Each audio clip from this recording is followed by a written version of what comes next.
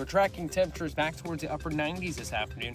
Still in a first alert weather day today and tomorrow for dangerous heat. Things are looking decently dry. Might see an isolated shower storm possible later this afternoon. Most of us dry. Feels like temperatures over about 105 degrees to 110 degrees possible today and tomorrow. Could see some chances of some isolated strong to severe storms as well Wednesday afternoon. Tad bit of a cool down Thursday and Friday. Still looking hot for this time of the year. In the First Alert 4 Weather Center, I'm meteorologist Chance Gouch. Let's get moving, St. Louis. This is Mike Ferguson in the morning on NewsTalkSTL. I know we don't typically start teasing stuff that's happening at the end of the week, Flashback Friday, till a little bit later on. But hey, Susie and I are going to be at Mario's Donut restaurant on Friday doing the show from there. So here's what I'm asking you to do. Hey, just mark it down. Stop by. You're going to probably get coffee from somewhere, and you can get a donut or a breakfast sandwich or a healthy omelet or whatever you want. But we're going to be there. Stop on out and say hi. 5:30 to 9, we're going to be doing the show. Hey, good morning. Happy Tuesday. Mike Ferguson here. Of course, over the weekend, the WNBA, a league which I have never watched a game and probably never will, but I see all these highlights and all of the controversies, and the reality is unless you're tuned into the controversies, you're probably not tuned in at all to what's happening in the WNBA because they're dealing with bigger sort of, macro dramas, if you will. So what does this say about the push for and the push against women? Well, Dr. Andrew Fox was with us on Monday's program, and he had a unique take on it, a couple angles I hadn't really considered. Here it is, and let me know what you think. I'm kind of fascinated by the sudden interest that a lot of conservatives have now taken in the WNBA. Yeah. And it's all the drama, of course, and let's be real, most of this upswing in attention has been because of the drama, because of the fights, whether those are legit or staged. I'll just say that. And then obviously now you've got the entire aspect of this to where they decided to throw down their virtue signaling flag on we're pro so-called trans. I can always say so-called because remember, trans is not a real thing. You're male, you're female, and you can live however you want. But now they decide to throw down and go after their own players, their most popular players, probably the only players most people could ever name, because they had the audacity to say, this is a women's basketball league. Only women should be in it. How controversial. How controversial is that? And so you've got the league, the coaches, and now you've got Clay Travis saying, I'm going to field a whole team just of these guys. And then you've got two former NBA players who say, we looked up your rules. We looked up your rules. All you have to do is say you identify as a female and you qualify. Therefore, I'm declaring myself for the WNBA draft. And apparently they actually have done or about to do the paperwork on this. All right. We got a really good reaction last time Dr. Andrew Fox was on the show with us. He is the author.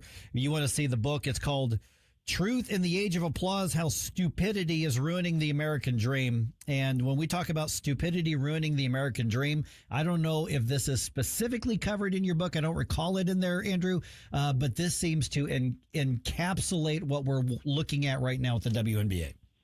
It's not in the book, but it's certainly stupid with a capital S. You can go right the way back to the book of Genesis. Since God created Eve, man has been on the back of a woman trying to be a woman and trying to destroy the beauty of who she is. And so what we see again is yet another thing surfacing. You got Cantor and White that they're not trying to become WNBA stars. Of course they're not. They're testing the rules. And they're forcing the WNBA to answer the question, who is eligible to play in the league? And what exactly determines that eligibility? It's a real-time case. It's one thing to really debate transgenderism in sports and be all hypothetical and pontificating about it. But it's another thing to be a 6'10" guy who played for the NBA to say, I identify as a woman. And of course, it's a parody in his case. He's not a transgender.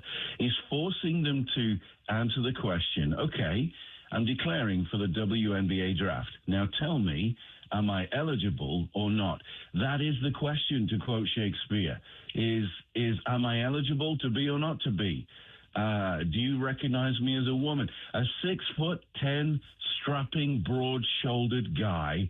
And I don't think there's a better way to expose the stupidity of this than to get Cantor and White to actually go do this.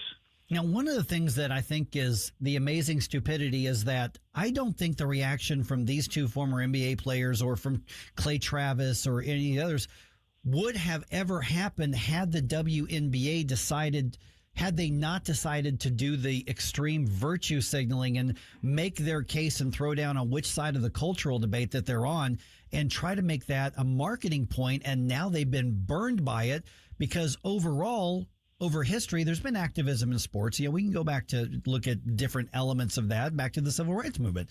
But at some point, you're saying, play the game and give our community something to unite around. So they wouldn't be dealing with this had they not decided to become ideological and, frankly, political. Yeah, and especially when you're a coach of a team, with your own team sitting to the left and to the right, who do not support transgender in the league, and the coach is saying, everyone should be given an equal opportunity. If you wanted to destroy the foundation, the confidence, the assurance of the coach that's got your back, it's by doing that. Now, if it was a male coach, that would be one thing, but it's a female coach. For a female to open the door to males to come and destroy the beauty of what it is to be a female in sports is absolutely ludicrous. You know, declaring doesn't mean you're going to get drafted. You know that. I know that. Your audience knows that. But they're forcing this question again to satisfy and determine the eligibility requirements. But what happens if the league say no? You do not fit the requirements. Well, all hell breaks loose then. Politically, the legal cases that will follow. Cantor's case, again, makes it physically laughable that anyone would consider him to declare as a woman because he looks like an absolute Goliath himself. So it's deliberately provocative. It identifies a problem in this competitive classification. It's saying someone is a woman is fundamentally different than answering a sports policy question of who qualifies. That's completely different. Look, I'm 6'3", 250 pounds. I used to play rugby. I look awful in a dress.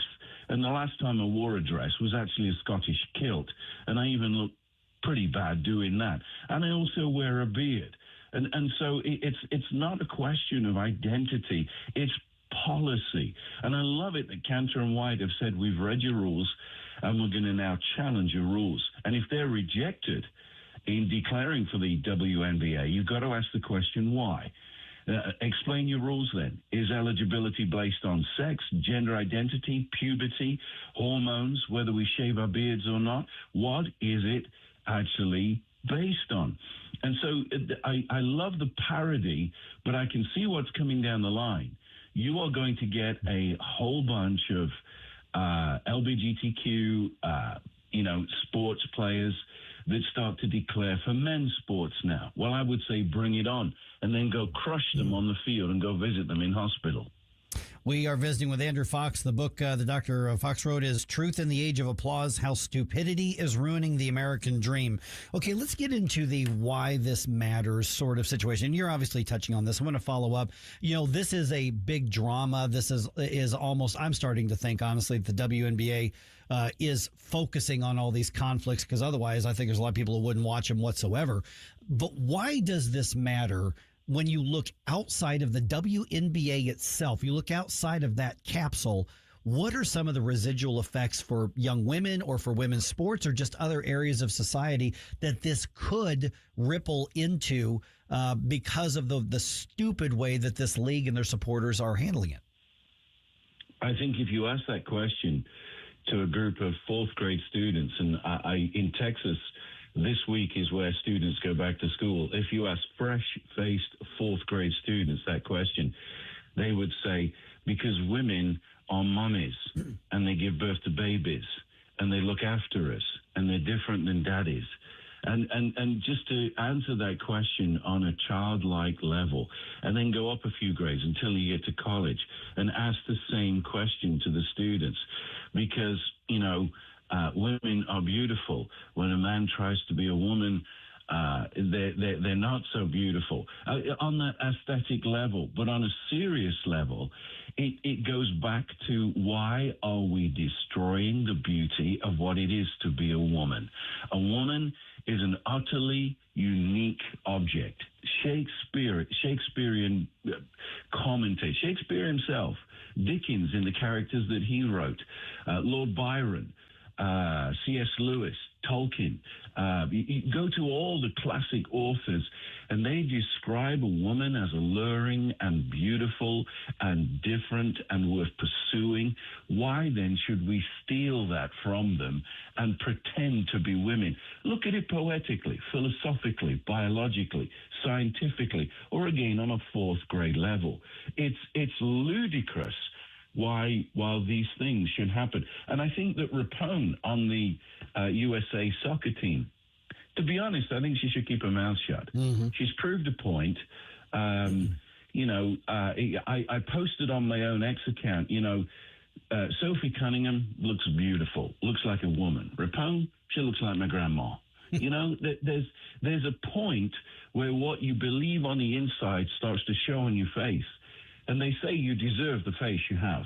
You got too many lines on it, you've been worrying too much. Well, you look at the faces of men trying to invade women's spaces. And we've not even begun to discuss the question, and we certainly probably don't have time for it. If Cantor and White actually, now they've declared, and yes, maybe they are allowed to be recruited, where are they going to get changed? Right. Where are they going to, there's that whole question as well. So it's like, let's back off and stop acting like a live version of Saturday Night Live. This is not funny anymore. Yeah, Joanna Man, the movie, was not supposed to be a documentary. Yeah. It wasn't an ESPN 30 on 30. We're just going to put it that way. Andrew Fox, and I've just linked to his website on the Rumble chat box, and we can put that up on other social media. So then the question then becomes, last couple minutes we've got, Andrew, is where do we go from here between these two former NBA players and Clay Travis basically putting up big money and saying, we're going to put up or shut up, which, again, I don't think any of them would have done this had the WNBA just focused on saying, these are the best female basketball players in the world, and we are going to try to build a product on that. And they had decided to stay in that realm and not try to argue that they are something bigger or more influential than they already are, because they've essentially become a clown show, and very few people are paying any attention to what actually happens athletically on the court. So where do we go from here? Does the WNBA, can they put themselves back into a position to be something that's valuable to women athletes, to female athletes, or at this point, have they just simply allowed themselves to be trolled into oblivion?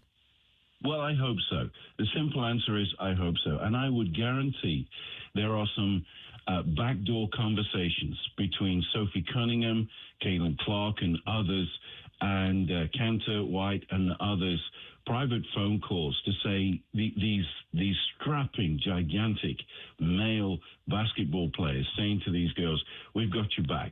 It's not that you need carrying. You're awesome. You're fantastic. You are superstar at what you do, but we've got your back. And that is a great demonstration of the chivalry of men, I think, in sports, having the women's back. And Cunningham or Clark would make a great coach and get rid of that woman that is, between 2 points that can't make up her mind, that is like a puppet on a string. I think there's a lot of backroom conversations happening where real good men, male sports athletic men, are backing the women that make it happen, that fill the stadiums, that bring in the ticket prices, that increase their salaries. That's another question, the economy of it all. I still come back to it. It's not a question of disrespecting transgender. I believe there is male, there is female, and there's not another gender. But I'm not disrespecting those that claim to be transgender. All I'm saying is the women's basketball league should be specific on their rules and their criteria to be eligible to play. And I think we're all holding our breath. Either we're going to turn left and laugh out loud, or we're going to turn right and say, oh, here we go again. Yeah. All right, Dr. Andrew Fox, you've already mentioned some of the ways to contact you. We've tagged you on our social media. The website, we find the book where? It's officially coming out next month. Now it's past all the legal things because there's a lot of names mentioned and stories mentioned in this book that are very real. It's coming out in September. You can go to truthintheageofapplause.com and purchase a pre-sale copy. All right, Dr. Andrew Fox, thanks. We'll talk to you again soon. Okay, 314-912-1019. And once again, just visit his website if you want to get a, reserve your copy of the book, which will be coming out here, like you said, in just a couple of weeks. All right, a lot of ground to cover today here on 101.9, 94.1 News Talk STL.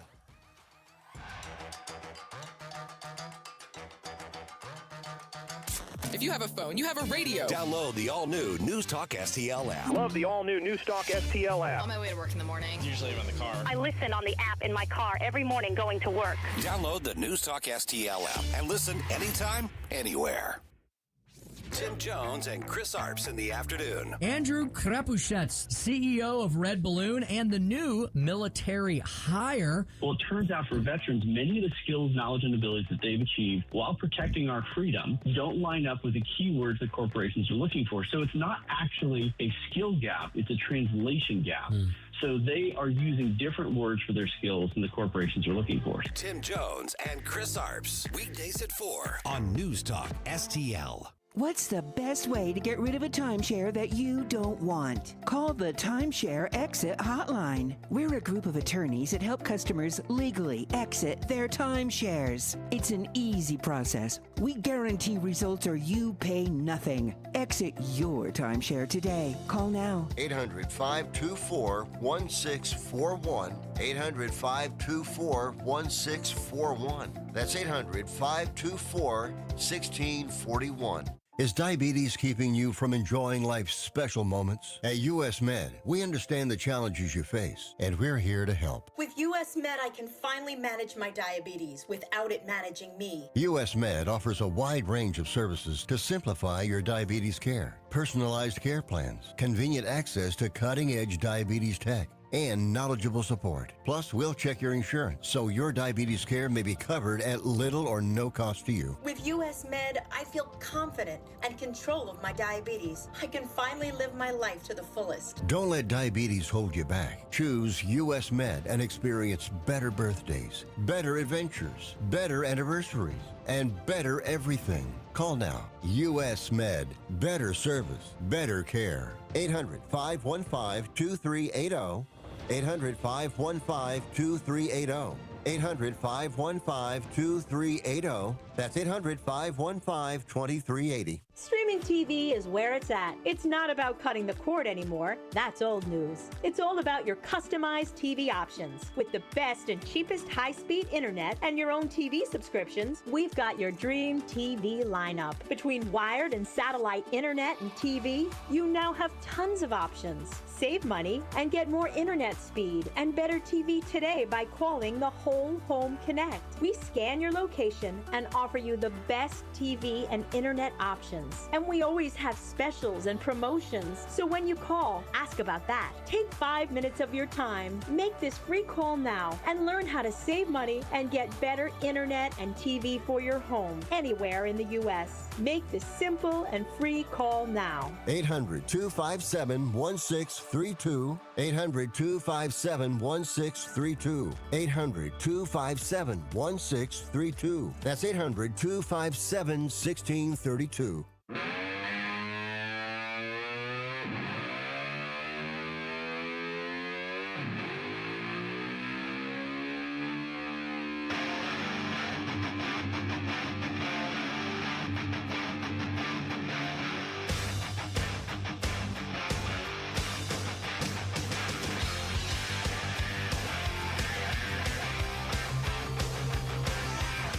Get up, St. Louis. It's Mike Ferguson in the morning. So we've got more of Anthony Fauci's lies being exposed. Yep. Yeah, you saw this? About the text messages? Yep. And specifically because there are, he was in his public positions for decades. Mm-hmm. So there's thousands, tens of thousands of these things to go through. But Senators Ron Johnson and Rand Paul put out a statement releasing some of the text messages, specifically showing that Anthony Fauci was given a heads up. By the way, this then brand new COVID vaccine could increase the risk, or appears to be increasing the risk, of miscarriages among pregnant women. Days later, he goes on to a public statement and goes, "We've got no information. There's no reason to be concerned. Nothing." So literally, he is texting with his other top medical. We're talking Vivek Murthy, the Surgeon General at the time. We're talking about, was it Walensky, I think, as well. And so privately, they're saying, we got a problem here. We might have a problem. There's statistically enough of a concern here. But publicly, just go get it. It's fine. No concerns whatsoever. Yeah, that's the unfortunate, I think, reality of Operation Warp Speed is when you are trying to rush something out so quickly and you find something that you think may be working, but you don't want to acknowledge that there could be residual effects, side effects of the nature. I mean, even with the myocarditis, the American Heart Association was talking about they were finding evidence that people that were getting the earliest versions of the vaccines were experiencing large hearts and irregularities with heart patterns in the patients that they were seeing. And we were told by the administration at the time, don't even worry about that. The COVID virus is so deadly, it's worth getting it anyways. Right. Yeah. Yeah, that we heard that from a couple different administrations. So there are going to be far more of these released, but the deeper and the more we go into this, the more that we're seeing that Anthony Fauci is what Rand Paul is claiming that he is, despite the Post-Dispatch's best efforts. I mean, they're publishing these op-ed pieces like, shame on all the people who are trying to call him out. He's a hero, not a... No, he's not. He's not a hero. No. But he's been awarded. Donald Trump gave him commendations, and so did Joe Biden, bipartisan president. Yeah, and so now we're knowing he was rewarded and he shouldn't have been. Yeah, by two different administrations. By by a Republican and Democrat, so the guy is finally getting exposed for who and what he is, which is a monster, basically. I guess if I'm trying to find a silver lining in all of this, because, again, the damage that was done in just those few years from the mass hysteria and the panic, it's not going to be undone anytime quickly. But I think at least now it's concrete enough that we know going forward, be cautious, be skeptical, ask questions. Yes, be very skeptical. I mean, I was actually just thinking about this when all this news was going on. Like, how does this affect how we're going to cover things here? Not only did Anthony Fauci rightfully erode so much trust in the federal public health officials, he did it at the state and local levels because they were also quick to follow him and everybody else. It wasn't just him they followed, but everybody else. But he was kind of the lead guy. And I mean, if I got a call or a press release from the St. Louis County or the St. Louis City or whoever, their health department saying, "Hey, we got this thing coming out. Can we come talk about it on your show?" I don't know that I'd let them on. And I have no problem telling them, you're not trusted by my audience. You destroyed that trust. But there needs to be some sort of trust when it comes to that information about public health threats or health threats to the public. But that means that they have to prove themselves to be trustworthy. And at no point have they institutionally said, we were wrong. We followed advice from people who lied. Here's what we're doing to fix it. It's all been, well, yeah, but look at it this way. I mean, we're not totally technically, and they're doing that thing like you're the 8-year-old self-defense lawyer. Yeah, my hand was in the cookie jar, but technically you didn't say that kind of thing.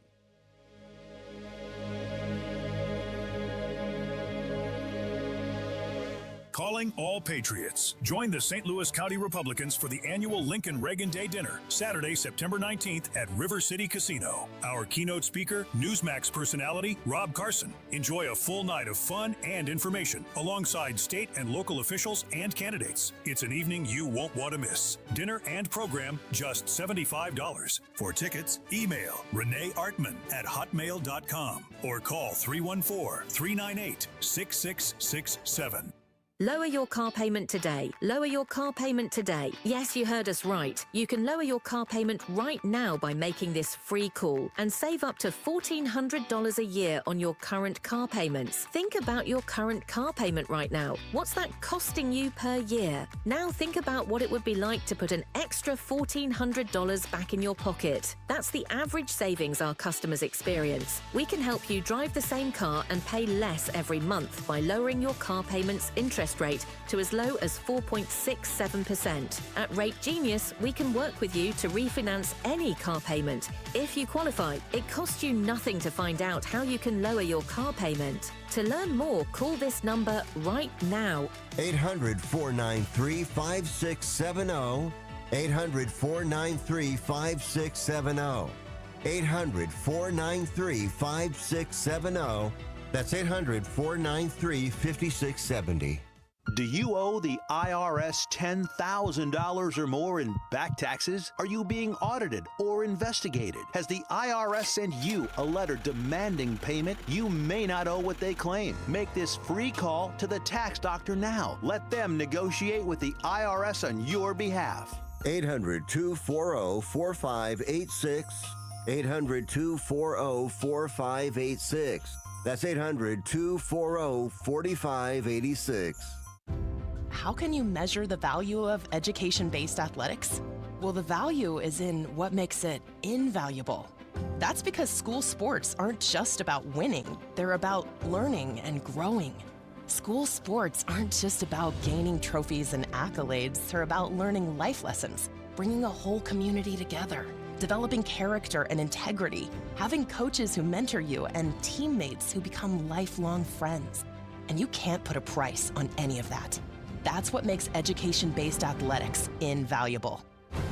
Of course, when you participate in school sports, you want to win and become a better athlete, but the purpose is so much greater: becoming a better person. Support your local school sports programs. And if you have a student, encourage them to get involved. This message presented by the MSH SAA and the Missouri Interscholastic Athletic Administrators Association. KLGY HD3 Clayton, K270BW Bellefontaine, KNBS Bowling Green. This is News Talk STL at 1019, 94.1, and always streaming at NewsTalkSTL.com. Breaking news this hour from Town Hall. I'm Rich Thomason. It was an elaborate deception, one specially designed to protect President Trump. In light of an Iranian assassination threat, the Washington Post reports a decoy aircraft was deployed to carry the president home from last month's NATO summit in Turkey. Instead of Air Force One, Mr. Trump was actually on a smaller Air Force plane. Instead of 18, the Trump administration now recommends kids be vaccinated against 11 childhood ailments, part of an executive order signed by President Trump. Also recommended the measles, mumps, and rubella vaccine be administered as 3 separate shots instead of a single one.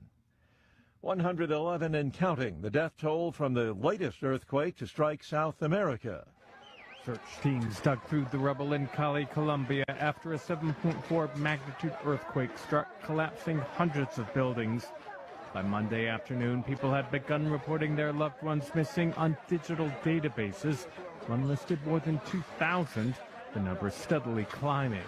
Barbara Mello with World Vision. A lot of people are in need right now. She tells Sky children are of particular concern. We as adults don't know how to react. Imagine the children. The desperate scenes recall the search is still ongoing in neighboring Venezuela after it was devastated by powerful back-to-back earthquakes in June that killed more than 6,300 people. I'm Ben Thomas. Voters in 7 states casting ballots in today's primaries, one of the highest profile contests, Wisconsin. That's where a Democratic socialist, Francesca Hong, seats a Democrat nomination for governor, and she is ahead in the polls. Watching Wall Street this morning, stock futures narrowly mixed this hour. The Dow futures are down 3 points, while the NASDAQ futures are 83 points higher, and the S&P futures are up 9. More on these stories at townhall.com. Diabetes, high blood pressure, anxiety meds, everyone's on them. If you're a 50-year-old male, maybe a bit porky, and you may even have type 2 diabetes, $1 million of term insurance may only cost you about $200 a month. Call Term Provider. Speak with Big Lou at 800-555-2085. Big Lou will find a term life policy for you even if you have type 2 diabetes, are overweight, or have high blood pressure. Term Provider has helped thousands of people like you who think they can't afford term life insurance. To buy $1 million of affordable term life for you, all you need to do is call Big Lou at 800-555-2085. Lou will make sure the scales are tipped in your favor. Call 800-555-2085. Big Lou will answer your call and work to fit you into a term life policy that you can afford. Remember, Big Lou's like you. He's on meds too. Call 800-555-2085 or Big Lou. From the News Talk STL Weather Center. I'm meteorologist Shan Scott with your first alert forecast. We're tracking temperatures back towards the upper 90s this afternoon. Still in a first alert weather day today and tomorrow for dangerous heat. Things are looking decently dry. Might see an isolated shower storm possible later this afternoon. Most of us dry. Feels like temperatures over about 105 degrees to 110 degrees possible today and tomorrow. Could see some chances of some isolated strong to severe storms as well Wednesday afternoon. Tad bit of a cool down Thursday and Friday, still looking hot for this time of year. In the First Alert 4 Weather Center, I'm meteorologist Shan Scott. This hour of News Talk STL brought to you by Chris Cooper and Serenity Wealth Management. Business owners, download your free playbook for financial clarity at SerenityWealthBiz.com. That's SerenityWealthBiz.com. When the storm hits and a tree comes down, you need someone you can trust right now. OLI Outdoor Services in Godfrey is on call 24/7 for emergency tree removal, trimming, stump grinding, and land clearing. Serving Illinois and Missouri with licensed, insured professionals and over 200 years of combined experience. Tree removal starting at just $2.99. Free estimates, plus financing. Visit OLIOutdoorServices.com or call 1-888-5-SAWING.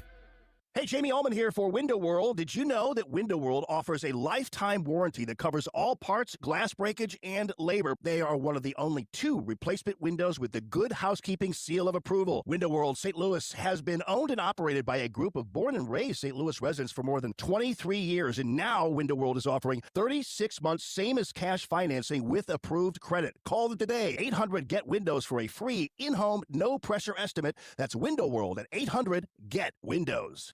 Conservative talk for St. Louis. It's your patriotic right and duty. The government needs to step up and do its job. This is News Talk STL. It's well-balanced conversation. News, analysis, opinion. Mike Ferguson. I'm not like the rest of you. I don't make mistakes. Susie Moore. What you're telling me doesn't sound logical, my dear. Get up! Get up! Can't you hear the alarm? Get up, St. Louis. You need to get to go. I need to be able to get where you need to go to do the work. Mike Ferguson in the morning on News Talk STL. Get up! Get up! This is your cousin. Okay, that hoax Amber Alert. Yes. More we know, the worse this story gets. Now, we knew there'd be some update as far as like charges that were filed, and there were, which we'll get to here in a minute, and I'll have it in the news dump throughout the day. But 25-year-old Brianna Mathis now faces 2 charges. Basically, both of them are filing a false report. Mm-hmm. But so there's one just filing a false report. You can't do that. That's crime. And then there's another one that is filing a false report that results in an Amber Alert. There's a separate crime. Separate crime for that. Yeah. So she's facing 2 counts for that. I saw the post, and I sent it to you all last night because you were commenting on, that poor kid. Mm-hmm. Well, we found out more about what's going on with the kid, too. Okay. And this makes the story even worse. Mm. And by the way, you guys saw that mugshot? Yeah. There was some rumors that possibly substance were involved. Do I say it the rude way? Yes. She looks like a black female Sideshow Bob from The Simpsons. Yes. Okay.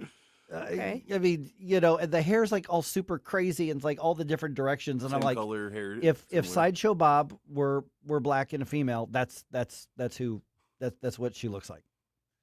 Yeah, I guess. I mean, I don't know. Yeah, they just, It's not a glamour shot.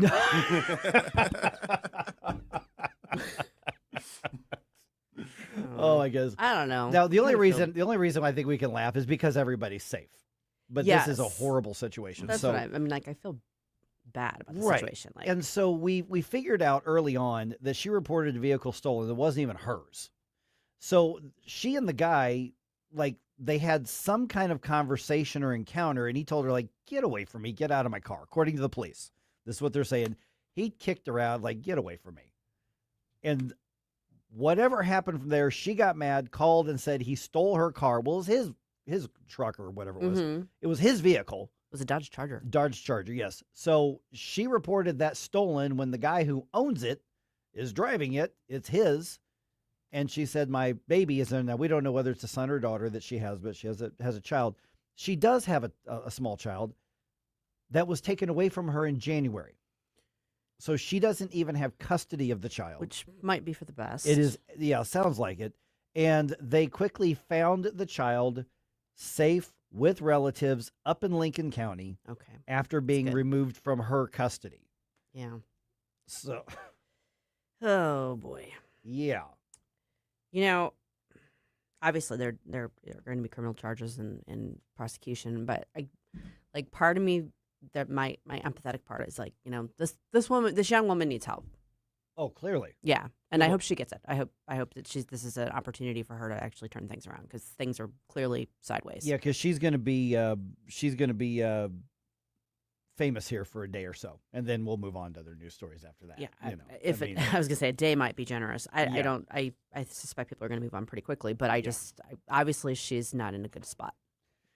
And she needs like I said, needs help. Yeah, I mean, she needs to get her stuff together and choose to be an adult, which she's not doing. Don't disagree with that.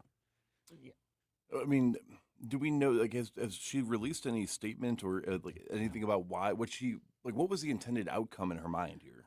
Oh, we may never know. No, I mean, that's, you know, I don't think she's going to be releasing public statements. No, I don't think so. I don't think she's going to have a PR rep or anything like that. So no, we'll probably never know. Yeah, but it also, I mean, goes to show you that obviously anytime there's children involved, you know, we swarm, because basically this Amber Alert went out statewide. Mm-hmm.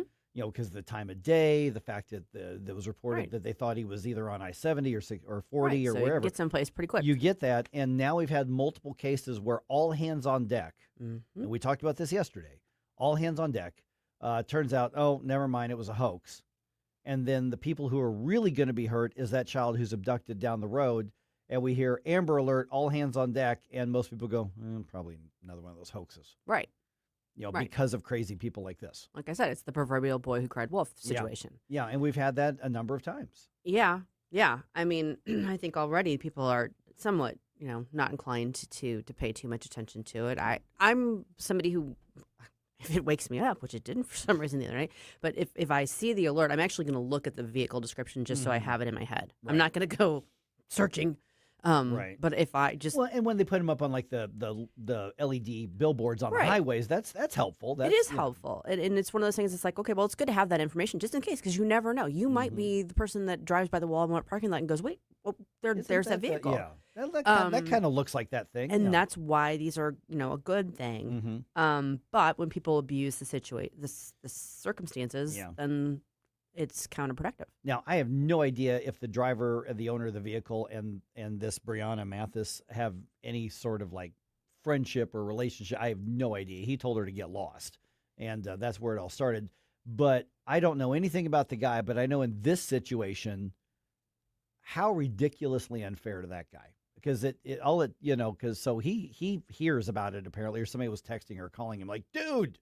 And so he calls the cops and goes, hey, I'm the guy you're looking for. This is not and so then he meets with him, and the police made a very proactive statement. St. Louis City Police made a statement saying he is the legitimate owner of the vehicle, and we determined he had not committed any crimes. I mean, it wasn't a matter of we didn't find anything. It was like, this guy didn't do anything. Yeah, he did the smart thing and immediately was proactive instead of being like, just, trying to avoid the situation. I mean, that was smart, because it could have, as I was saying yesterday, it could have ended in a very bad way. Yeah. Until they realized it wasn't a legitimate threat.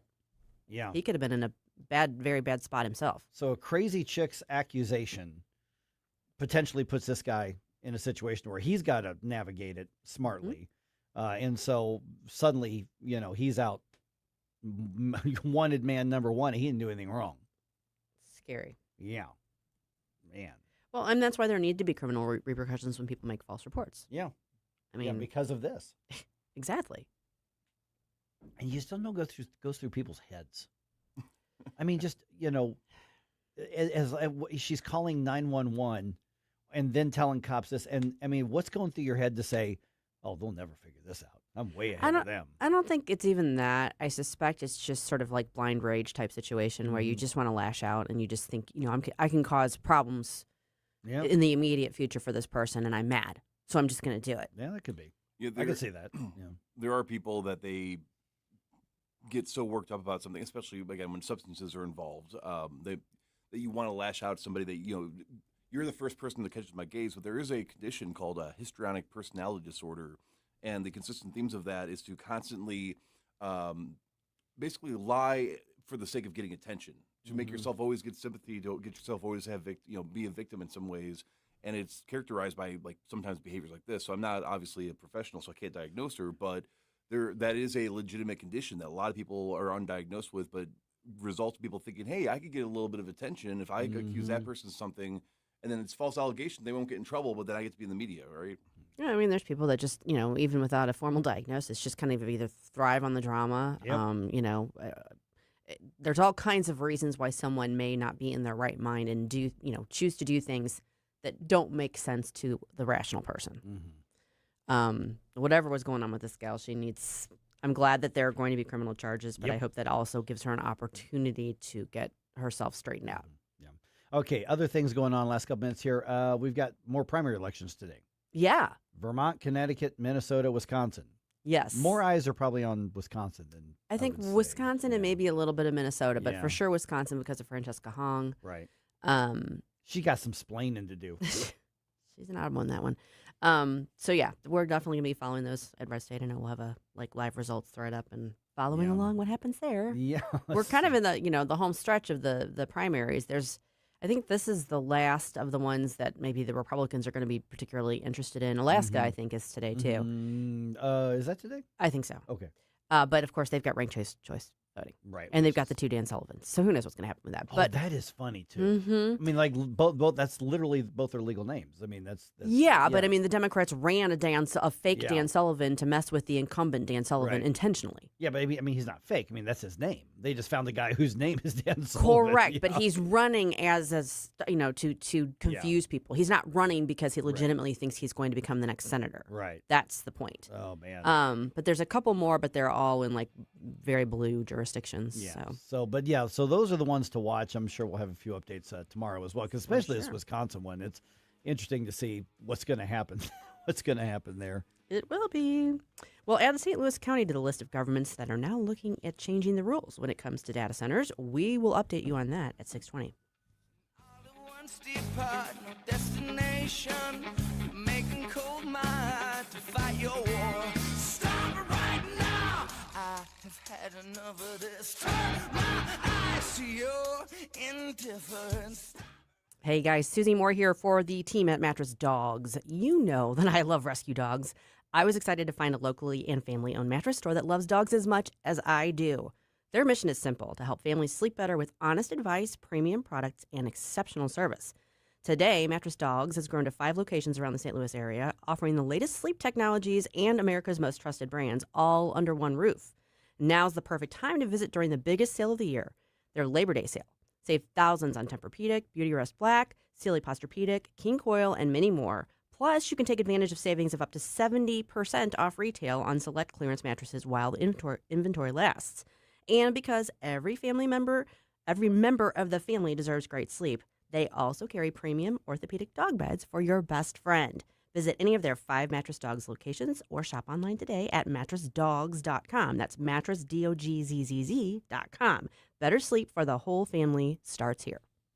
Ready for instant curb appeal that comes with a 25-year transferable warranty? Call Rhino Shield today. We do brick, block, stucco, asbestos, aluminum, steel, cedar, and more. Over the past 20 years, we've done thousands of homes, businesses, churches, schools, condos, parking garages, large metal buildings, and strip malls, from Champaign to the Lake of the Ozarks. We do flat and sloped metal roofs to extend their lives too. Proud to be veteran-owned and manufactured in the good old USA. So we're tariff-free. We're exceeding expectations every day. Evaluations are free. A+ rated with the BBB and a lot of 5-star Google reviews. Call 877-25-RHINO, 877-25-RHINO, or 877-25rhino.com. See what we did there? Genius. Tell them, ladies. Don't paint, don't vinyl, go Rhino Shield. Never paint your house again. Rhino Shield. This hour of Mike Ferguson in the Morning is brought to you by Stifel. Request a portfolio review from your Stifel financial advisor at stifel.com. That's STIFEL.com.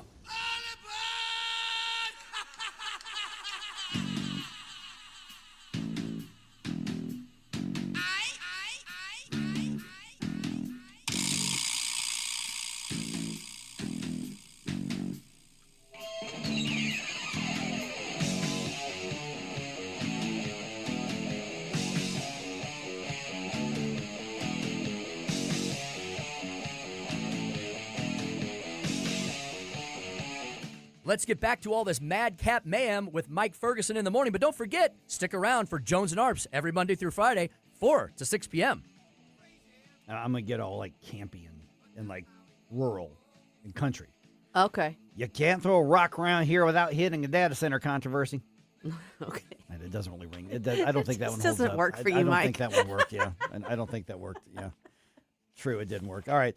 So St. Louis, I got a text last night from Mike Archer from the county council. He goes, hey, just heads up, the Planning and Zoning Commission is having this big hearing on proposals for like data center regulations. Basically, what the county is doing is saying, okay, this is a thing, obviously. It ain't going away. You know, this is going to be the thing for decades to come. So we'd better agree on a set of rules for what we're going to have if we're going to allow more of them in the first place. And don't confuse setting up regulations with saying we're going to welcome them all in and build them everywhere. Those are not the same thing. I guarantee you that's already happening. Oh, yeah. Yeah. So that's one of the things where it's like, well, if you're setting up rules for it, that means you want to bring a bunch of them in. Well, no, not necessarily. But what they're saying is if this is going to be the new wave, this is the new thing, which it is, then we better be on the same page. You got to be proactive. Right. You know, Billy Crow's shown us about this. How Right. Jeffco was proactive. Like they got out ahead of this and really did like some active research into it and tried to get their regulations in order ahead of the game. Of course, that invited a lot of scorn too. But sure, yeah. I do think that you know, city officials, local officials have to know how they're going to be approaching this because this is obviously going to be an issue that everybody's going to be facing. Right. Yeah, exactly. So what they did is they were doing a public hearing. They weren't taking a vote on anything. They were just saying, here's what we're looking at. Here's what we're thinking of. And then people from both sides showed up and gave testimony. I don't know how late that it went because Mike, when he texted me, he said, I don't know if this is going to be streamed anywhere. I don't think that it was. But they had lots of testimony. And so essentially what they're looking at doing, and this is interesting, is that they're looking at dividing up the data centers and classifying them based on size. Okay. So like a small business that needs essentially a building with servers for their business, but it takes up, 2,000-3,000 square feet. That's going to be treated very differently than if Meta comes in and says we need 10 barns worth. Well, that makes sense to me. That makes a lot of sense. Yeah. Because I don't know, because what's going on here, and this is, I've been on a planning zoning commission before. I've been on a board of aldermen before. I've been on a utilities board before. I've been on all these things. And what happens is when something new comes in, you don't have anything in place to deal with it. And so the danger is you end up finding out, well, they're here and we don't have anything to give us guidance on how to deal with it. Right. You've passed the bill to see what's in it. Yeah. The horse is out of the barn or in the barn or something. I don't know. It's using it. So what they're looking at doing is basically a 4-tier classification system based on the actual square footage, the size, and then the energy demands. Okay. On that. And so other things that they're proposing is that whoever's developing it would be required to complete noise studies, do energy and water use studies and reporting, build physical landscaping buffers, and then there would be, the planning and zoning is also thinking about recommending restrictions on when backup generators could be tested. Okay. 'Cause those are the noisy ones. Yeah, okay. I mean, because those are like the gasoline-powered, Oh. those are the noisy ones. They sound like lawnmowers. Right, but those in theory are only supposed to be used as a backup kind of situation. Right, but you got to test them and keep them running from time to time. Those all sound extremely reasonable to me. I would think so, yeah. Unless you're in the camp that, all data centers bad no matter what and must be like removed off the face of the planet. Yeah. I'm going to go on social media and make my case for that. Oh, wait. Yeah. So, I mean, I don't know. I would like to know what the rational pushback is to that. Yeah, I think it's just, and we're going to get into this at around 7:35 with a little more depth. The folks on the Taxpayer Protection Alliance, and they seem to be generally favoring data center development as economic development. But they're making the argument that, hey, these things aren't using as much as what some of the opponents are saying. But yeah, the pushback is still energy usage, grid demands, water usage, what we saw in St. Charles, basically. Yeah. Well, and I think so much of the problem is you don't even really know whose information you can trust anymore. Yeah. So, if you're in one camp, you're seeing information that's reaffirming or validating your view and accepting that as gospel. And if you're in the other camp, you're like, well, wait, it's really hard to know about like objective truth. Yeah, I haven't made up my mind on them. I haven't either. I haven't. And when I was texting with Mike last night, and I said, hey, do you have enough on this? Do you want to talk about it? He said, I need to see the recommendations and what they find. He goes, I'm making it a point to not make a decision until I get more information. And I thought, well, that's interesting, Mr. Politician. What a novel concept. Waiting to get the facts before you make up your mind on something. Talk. That's not how we do things around here. Crazy. Man. But yeah, so I haven't made up my mind because I'm trying to put myself in that perspective. If I were still in office, what would I do? Well, I'd do exactly what Mike is doing. Yeah. I would say, because he said, I'm getting phone calls, I'm getting emails, people pro, a lot of people against.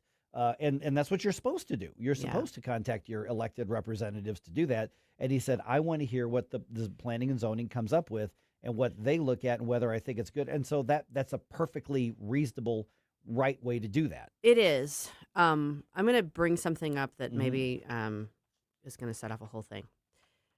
It seems to me that people with political aims have keyed in on the fact that this is a hot button, and this is an issue where a lot of energy is being focused. No pun intended. It is drawing a lot of attention, and it is stoking a lot of emotion. Right. And it seems to me that particularly the left has decided to lean into that and make it a left-right thing, even when it should be a, okay, let's look at this. What are the risks? What are the benefits? Is it, do the benefits outweigh the risks? Let's look. And it seems to me that Republican politicians are trying to do that. Not all of them, but some of them are trying to say, okay, let's look at the risks and benefits and do this the right way. And the left is going to make it their issue. Right. I mean, it's that or hate Trump. That's all they've got. Why not both? Exactly. But that's what I'm saying. Those are like the two big options they've got. So what we're seeing happen in real time is, I don't know, triangulation isn't the right word, but this is a strategic political move on the left to make this their cause. Right. And it shouldn't be a right-left issue. It should be a local issue. Well, it should be a local issue, and it should be a risk, benefit, harm, good, whatever issue. It literally should not matter. But it's going to, and it's going to end up screwing the Republicans over. That's my prediction. Yeah, I mean, my early look at this, and I have nothing to argue against you on that. I don't know if that's right or not. I just don't have one way to argue it on. But I'm looking at this as there are some, my preliminary.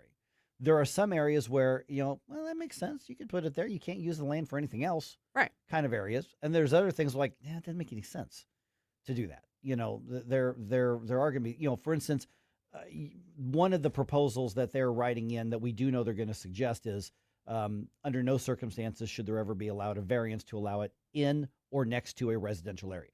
There has to be a buffer area because you can put businesses in some residential areas if you get the right variance or if it's the right type of business. Sure. And, and I know a lot of libertarians have issues with zoning laws in the first place, and that's a little bit silly. So that's all well and good, but anyway. Right, yeah. But we're like for instance, there are very few things that you can put anywhere, and it doesn't matter what the zoning is. Right. Like basically houses of worship. You can't really restrict where those go. Just, that's pretty standard. But other types of businesses, you could go in like, hey, I want to open up a little coffee shop, but this is R1. This is residential. Yeah, but this is a good location. It would be good. It won't hurt the community. Okay, you can get a variance for something like that. That's not what we're talking about with the data center. Yeah. Because you're also looking at an area where essentially you've got a massive amount of property value, therefore property taxes, but you're not really bringing in jobs. True. I mean, there'll be a few people to oversee the stuff.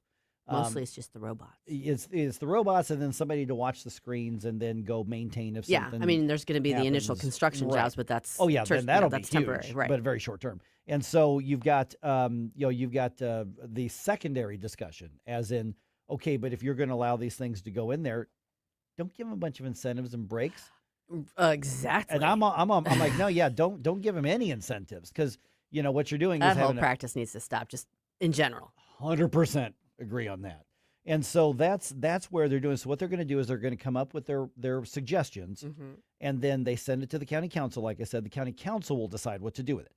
They can accept it and say, yeah, we're going to vote and make this the regulation, or we can reject it. We don't like it. Or they can say, we're going to tweak it and change some things and here and there. And that's how this process works. Yeah, I'm watching it become a political football in real time, and it's maddening to me, because it shouldn't be that. It should be. It should not be a right-left issue.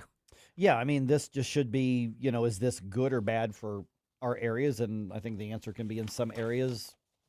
I think it's going to vary. I think there's going to be a lot of factors involved in that. Other areas it doesn't make sense, Well, the other thing to keep in mind too is I mean, look at when they were trying to do the whole new Green Deal stuff. And they were trying to push electric vehicles everywhere, and then how many areas just did not have the infrastructure to support charging stations? Most of them.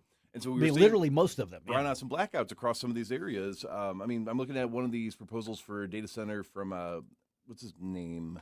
The Leary guy from Shark Tank, Kevin O'Leary. Kevin O'Leary. It would be it was originally supposed to be 40,000 acres, and use 9 gigawatts of power. That's and big. 9 gigawatts of power literally is the consumption of of millions of households. Yeah, I mean that's essentially like a large city. 40,000 acres is no joke. Now he still wants to go through with it. I think at 10,000 acres now after pushback from people, but. That is the scale and that a lot of these bigger companies want to be implementing, and even if it's not one massive one, but it's many smaller ones, do we have the infrastructure to support that right now? Well, that's what has to be looked at. Yeah, that's what has to be figured And again, out. it should be looked at through clear eyes. It shouldn't matter what someone's politics are. It should be like, okay, is this going to be good for the community, bad for the community? What is it a wash? What is it? Yeah, I mean, and because this is a part of the economy that we 10 years ago, 15 years ago, 20 years ago, we never dreamed we'd be having discussions about something wasn't in like the this. mix 5 years ago. Yeah, I mean, no, this is all very, very new. And the demand is just so massive. These developers are rushing to put them in, and they're desperate to find somebody to let them do it. So to the point of that Avery Frank over at Show Me and some of those others are saying, don't give them a dime in incentives or breaks. Absolutely not. You want to build your building, then you play by the same rules as everybody else. It's worthwhile. And if if it passes muster from a risk safety type perspective, then fine. But yeah, I'm and you know what I think of property taxes, but the rest of us have to pay him. The whole point that he and Avery was at this hearing last night. He was quoted in a couple of these stories I read about it, and essentially what he said on the air here with us, as he said, the buildings, the structures themselves are going to be assessed at such monetary value that you could, in theory, lower everybody else's property taxes, residential and real property taxes. Now, that would mean that you need a government that would look at the extra money and not go, ooh, more spending stuff, and actually do that. So there's another tier to that. Depends on who you're electing to the local office. It does. In other news, we are still inviting you guys to come out and attend the annual St. Louis County Lincoln Reagan Day dinner on Saturday, September 19th. Make sure you put that in your calendar at the River City Casino Hotel Ballroom. You will hear from Missouri state officials, Missouri federal officials, and Newsmax host Rob Carson, who wrote Rush Limbaugh's comedy bits for 30 years. There will also be a silent auction. For information, contact Renee Ortman by calling 314-398-6667. Once again, that will be September 19th, 2026 at the River City Casino Ballroom.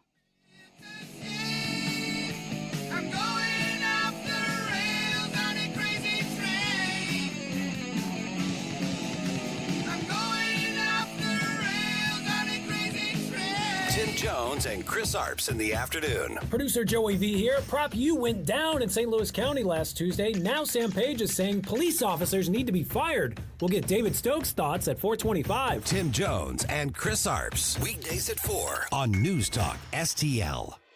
From the News Talk STL Weather Center. I'm meteorologist Shan Scott with your first alert forecast. We're tracking temperatures back towards the upper 90s this afternoon. Still in a first alert weather day today and tomorrow for dangerous heat. Things are looking decently dry. Might see an isolated shower storm possible later this afternoon. Most of us dry. Feels like temperatures over about 105 degrees to 110 degrees possible today and tomorrow. Could see some chances of some isolated strong to severe storms as well Wednesday afternoon. A tad bit of a cool down Thursday and Friday. Still looking hot for this time of year. In the First Alert 4 Weather Center, I'm meteorologist Chance Scott. At Body of Health, we're a small but mighty family operation with big ambitions for your health. I'm Helene Tobler, and I'm jazzed about how our MRI-grade body composition analyzer is putting personalized health and wellness on steroids. It helps me and Dr. Tobler, that's my husband, refine the advice we give to help you feel better and live longer. Body of Health, trusted, discerning, affordable health care the way it ought to be. Learn more at bodyofhealth.com. That's bodyofhealth.com. Tony Colombo here for All Solutions Pest Control, the team Christine and I trust to protect our home. We've used multiple services at multiple homes over the years, and I can tell you from all that experience, All Solutions is second to none. If you have a pest problem of any kind, or more importantly, just want to prevent a problem, All Solutions is the team to call. Learn more and take advantage of their incredible $67 introductory offer right now at allsolutionspestcontrol.com. If a pest-free home is your goal, call All Solutions Pest Control. Whatever the season, you always have a great reason to reach out to Hanson's Tree Service at hansonstree.com for all your tree care needs and so much more. Tim Jones here to remind you Hanson's is your one-stop shop for expert insured tree care, amazing organic mulch, green resource recycling, land clearing, and so much more. Hanson services the entire St. Louis metro, and they also provide their full array of services in and around the Lake of the Ozarks. From tree care to storm cleanup to awesome mulch and more, check out Hanson's at hansonstree.com. That's hansonstree.com.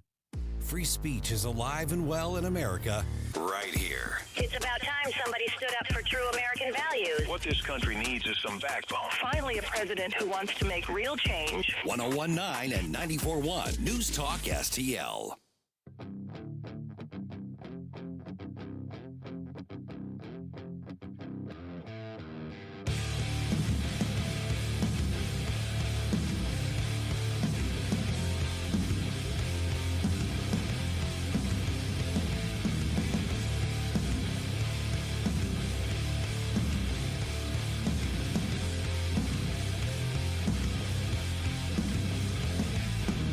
This is Kirk Hilsinger, chairman of the St. Louis City Republican Party. Connect with us at stl-gop.com. Now it's back to Mike Ferguson in the morning on News Talk STL. All right, the more Fauci's conversations are exposed, we're talking his words, the more of a villain he has proven to be. Yeah. Despite the Post-Dispatch's best efforts to shame people who call him out. I don't feel bad for calling him an evil lawn gnome. Yeah, that's right. Yeah. All right. Primary elections, war, cultural stuff. RedState.com's got a lot to do these days. We do. You have a lot to do, a lot to cover today. So, Susie, if I go on to RedState.com today, what should I check out first? This is the Red State Rundown. First off, at the top of the page, you cannot miss this, and I just want to point out the headline because Terry Kristoff is at her best with it. WNBA player ejected for clotheslining Sophie does word salady flip-flop on white privilege claim. Word salady flip-flop, okay. Yes, Dejanay is now changing her tune about what she was claiming was white privilege, and it didn't have anything supposedly to do with her being ejected for clotheslining Sophie Cunningham, but supposedly it did, but it didn't. So it's as clear as mud? Yeah. Okay. Jennifer Oliver O'Connell has this one wild. In too close to call Indiana State Senate race, the Trump-backed challenger takes the lead. This is one of those state senators that was getting primaried because of their refusal to do the redistricting. And when you remember, 6 out of the 8 lost their seats. Number 7 just lost his by 3 votes. 3 in a state Senate race. 3 in a state Senate race. Wow. Yeah. So you definitely want to check that article out from Jennifer. And then I was like, what happened here? I was already reading down the page on this one. Okay, this one's from Rusty Weiss, and this is something we're getting ready to talk about. Yeah. What they found on Fauci's phone should alarm every pregnant woman who took the COVID shot. Yep. We're definitely going to get into that, but I wanted to highlight it. He's got that, and then Terry's got a VIP on it, too. This is an issue that really hits home with a lot of people, so you definitely want to check that out. And coverage. it should. And it should. 6:37 right now because, obviously Rand Paul has an axe to grind with Anthony Fauci, but that doesn't mean that the axe isn't legit. No. He and Senator Ron Johnson put out a statement saying, okay, we're digging through these text messages, we're digging through voicemails, because this was Fauci's government issued phone. Correct. That's important to the story. Mm-hmm. This wasn't his own personal equipment or servers or anything like that. Right. So this belongs to the public. And in this particular case, and they say there's probably tens of thousands of still messages and voicemail, but hundreds. They said over 40,000 text messages to go that through. they still have to go through. But in this particular case, okay, since you've already edited this, so we can jump in kind of running on this, is essentially the concept is this.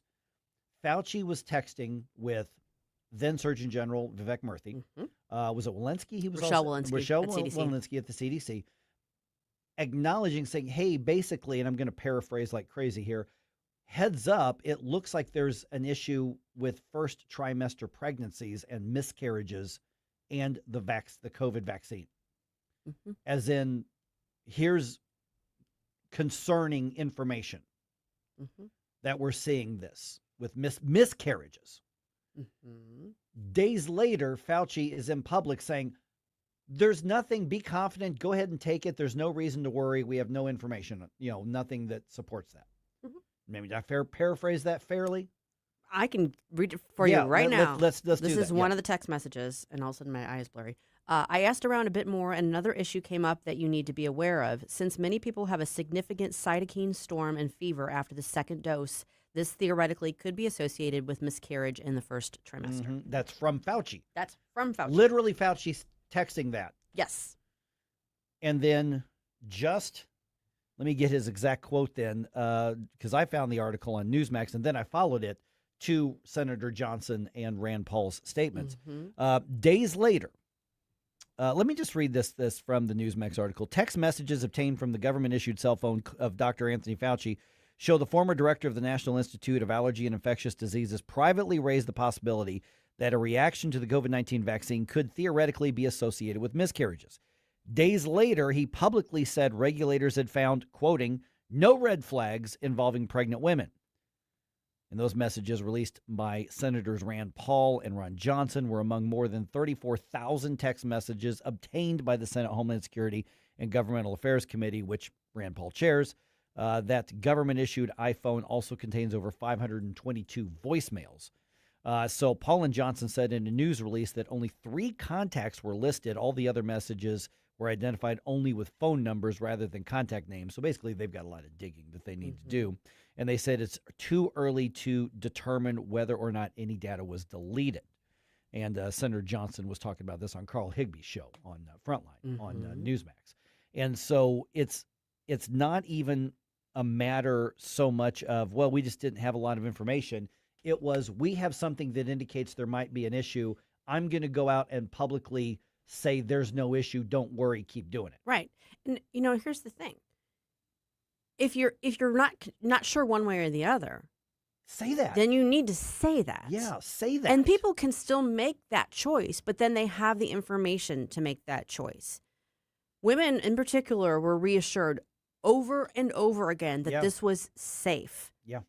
And I know that there's maybe some discrepancy or confusion about what the different numbers that involved here are. There might need to be some clarification on that. But no matter what, there is indication that there was an elevated risk of miscarriage, particularly in the first trimester. And that you can't operate like that. Yeah. And that's before you get into all the other things as well. I mean, and I take it kind of personally because there is some correlation, although nobody has been able to do causation, but there was an uptick in retina detachments. Mm-hmm. So I've been for the last couple of years going, did my decision to get one dose cost me my eyesight in my left eye? You are far from alone in questioning whether the health Yeah. situation you're dealing with has some connection. Right. Because you know what? I was assured. Mm-hmm. I was promised. I didn't do the second. I just did the one. But I had one of the surgeons who tried to restore my sight tell me, and this would have been 22, 23, maybe 22, 23. And he said, yeah, we've got a tiny but statistically significant increase in retina detachments around the country. We don't really know why, while they're treating me. And I'm thinking, well, what's the one big thing that's changed? Yeah. Well, that ended the conversation. They're not going to talk about that. So in the Newsmax article that you included, this is something I was actually concerned about, that I was trying to raise, my concerns about after taking genetic classes. So mRNA, because a lot of people don't know what that means, that's your messenger RNA that tells your DNA how to replicate and it's responsible for like all of your cells and you being a functional person.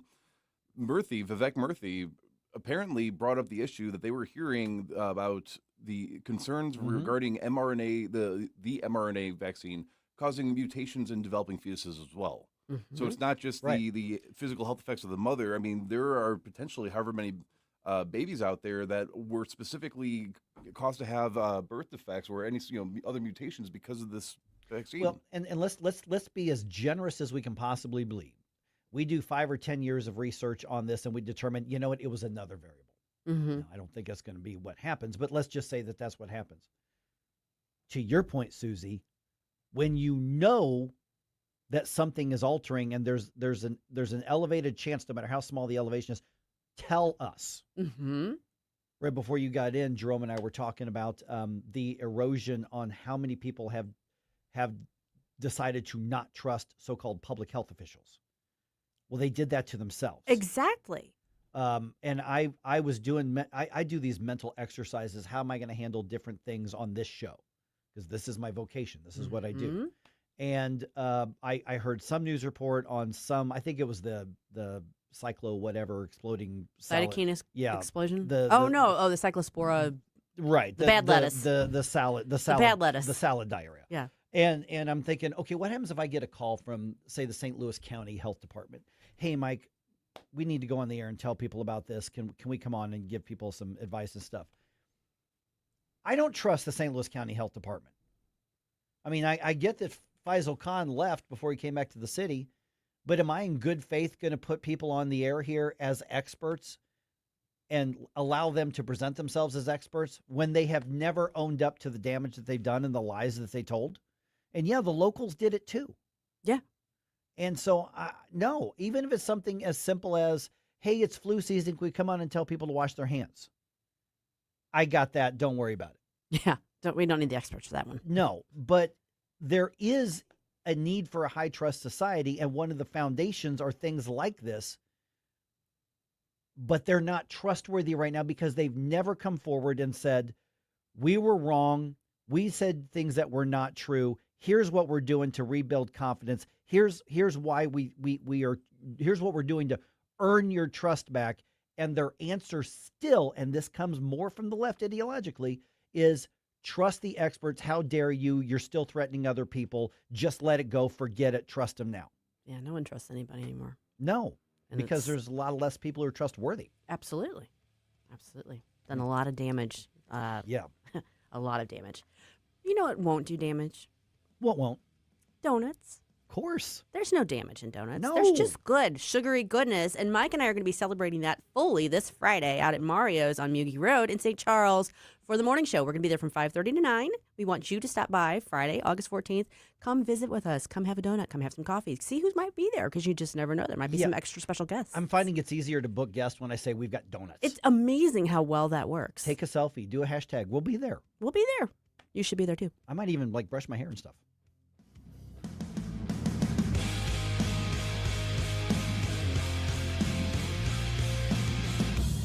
Mike Ferguson in the morning.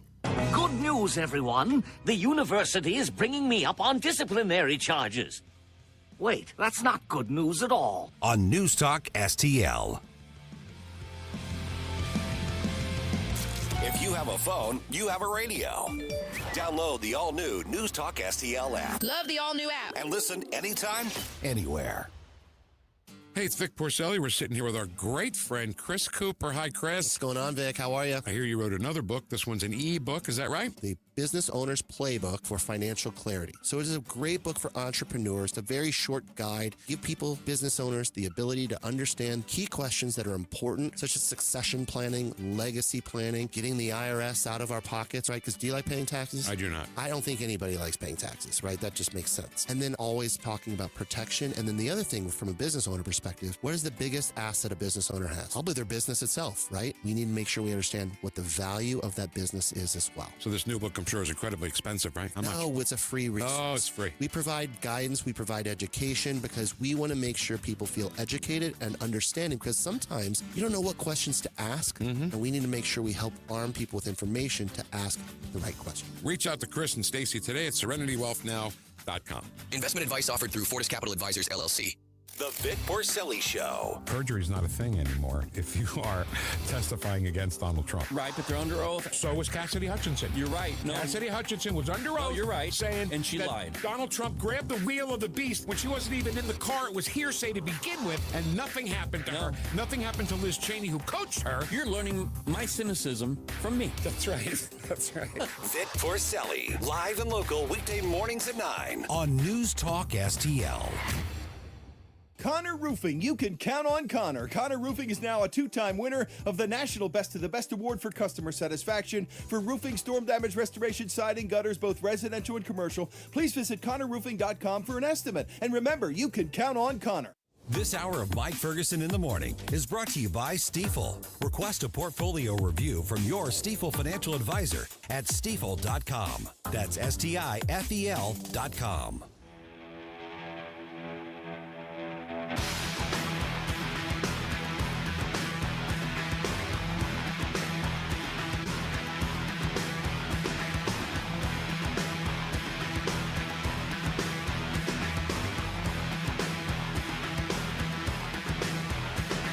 I'm Congressman Bob Onder, and you're listening to Mike Ferguson in the Morning on News Talk STL.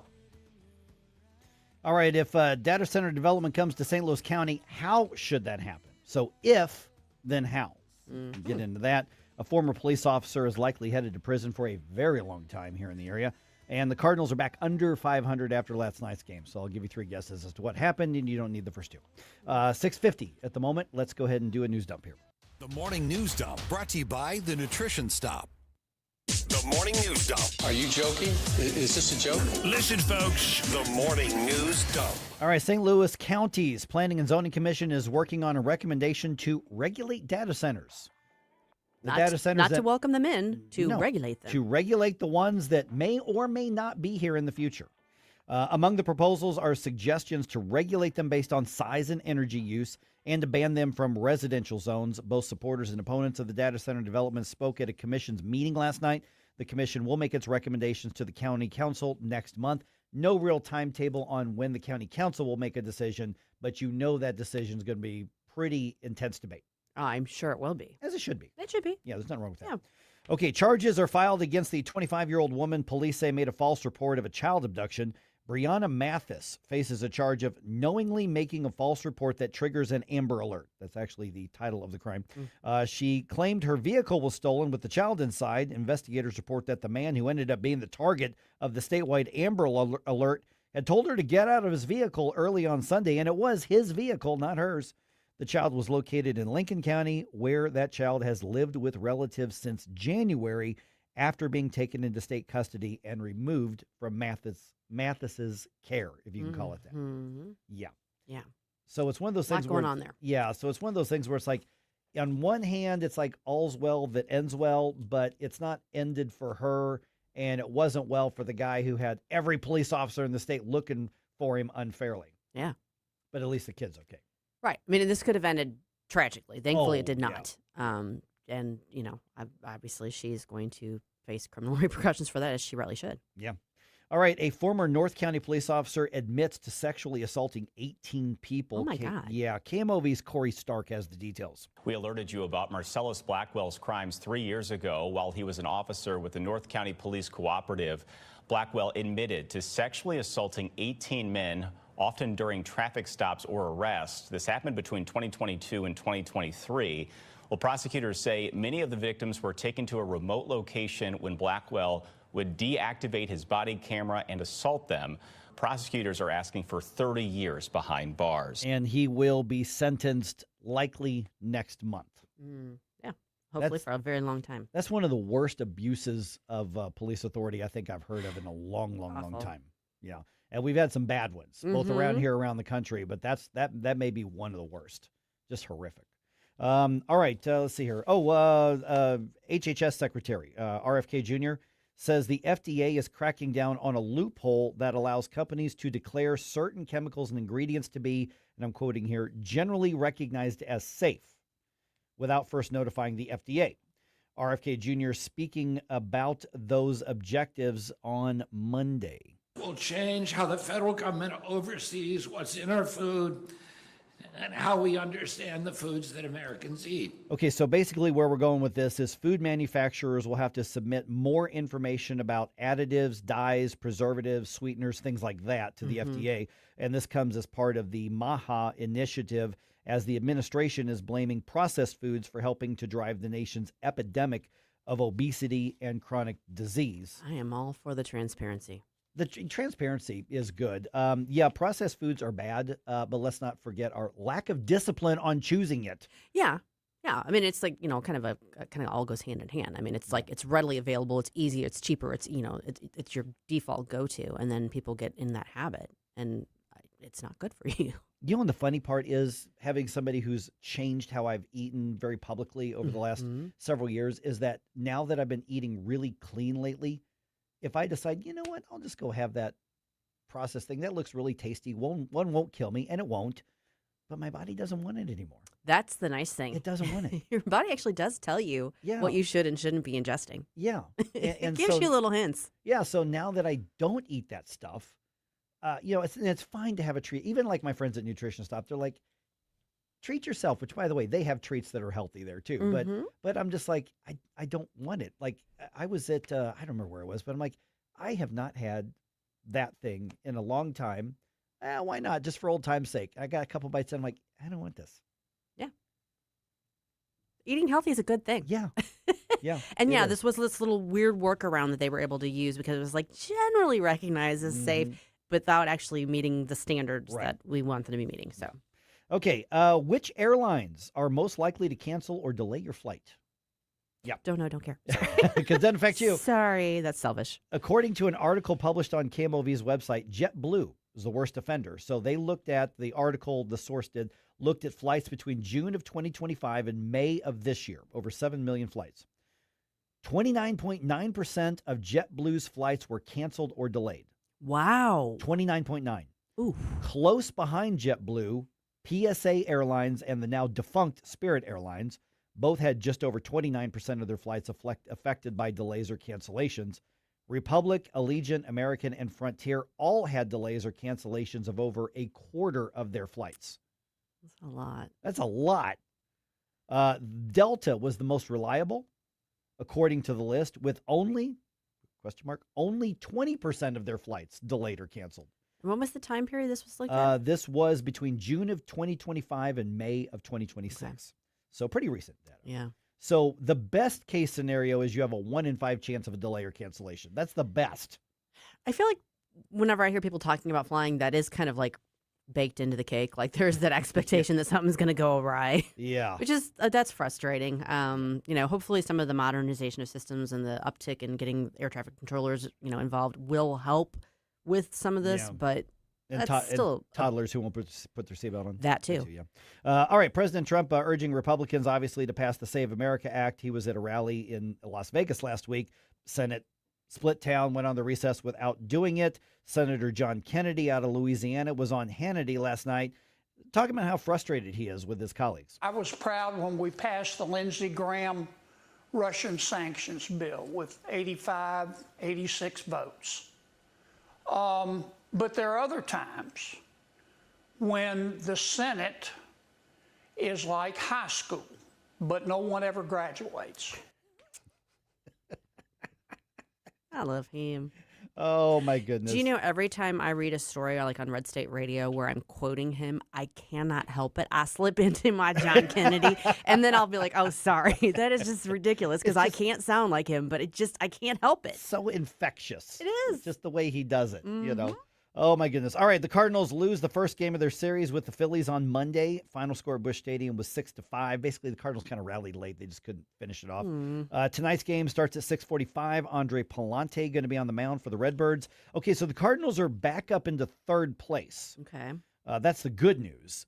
Third place in the division. They're still 15 games out behind the Brewers. Oof. And honestly, the only reason the Cardinals are in third place is because the Pirates and the Reds have been even worse. Or the Rockies? Or no, they're different. The Rockies are different division. Yeah, but fortunately for us, we've got the Pirates and the Reds in our division. Thanks. That's the only thing keeping us from rock bottom at this point.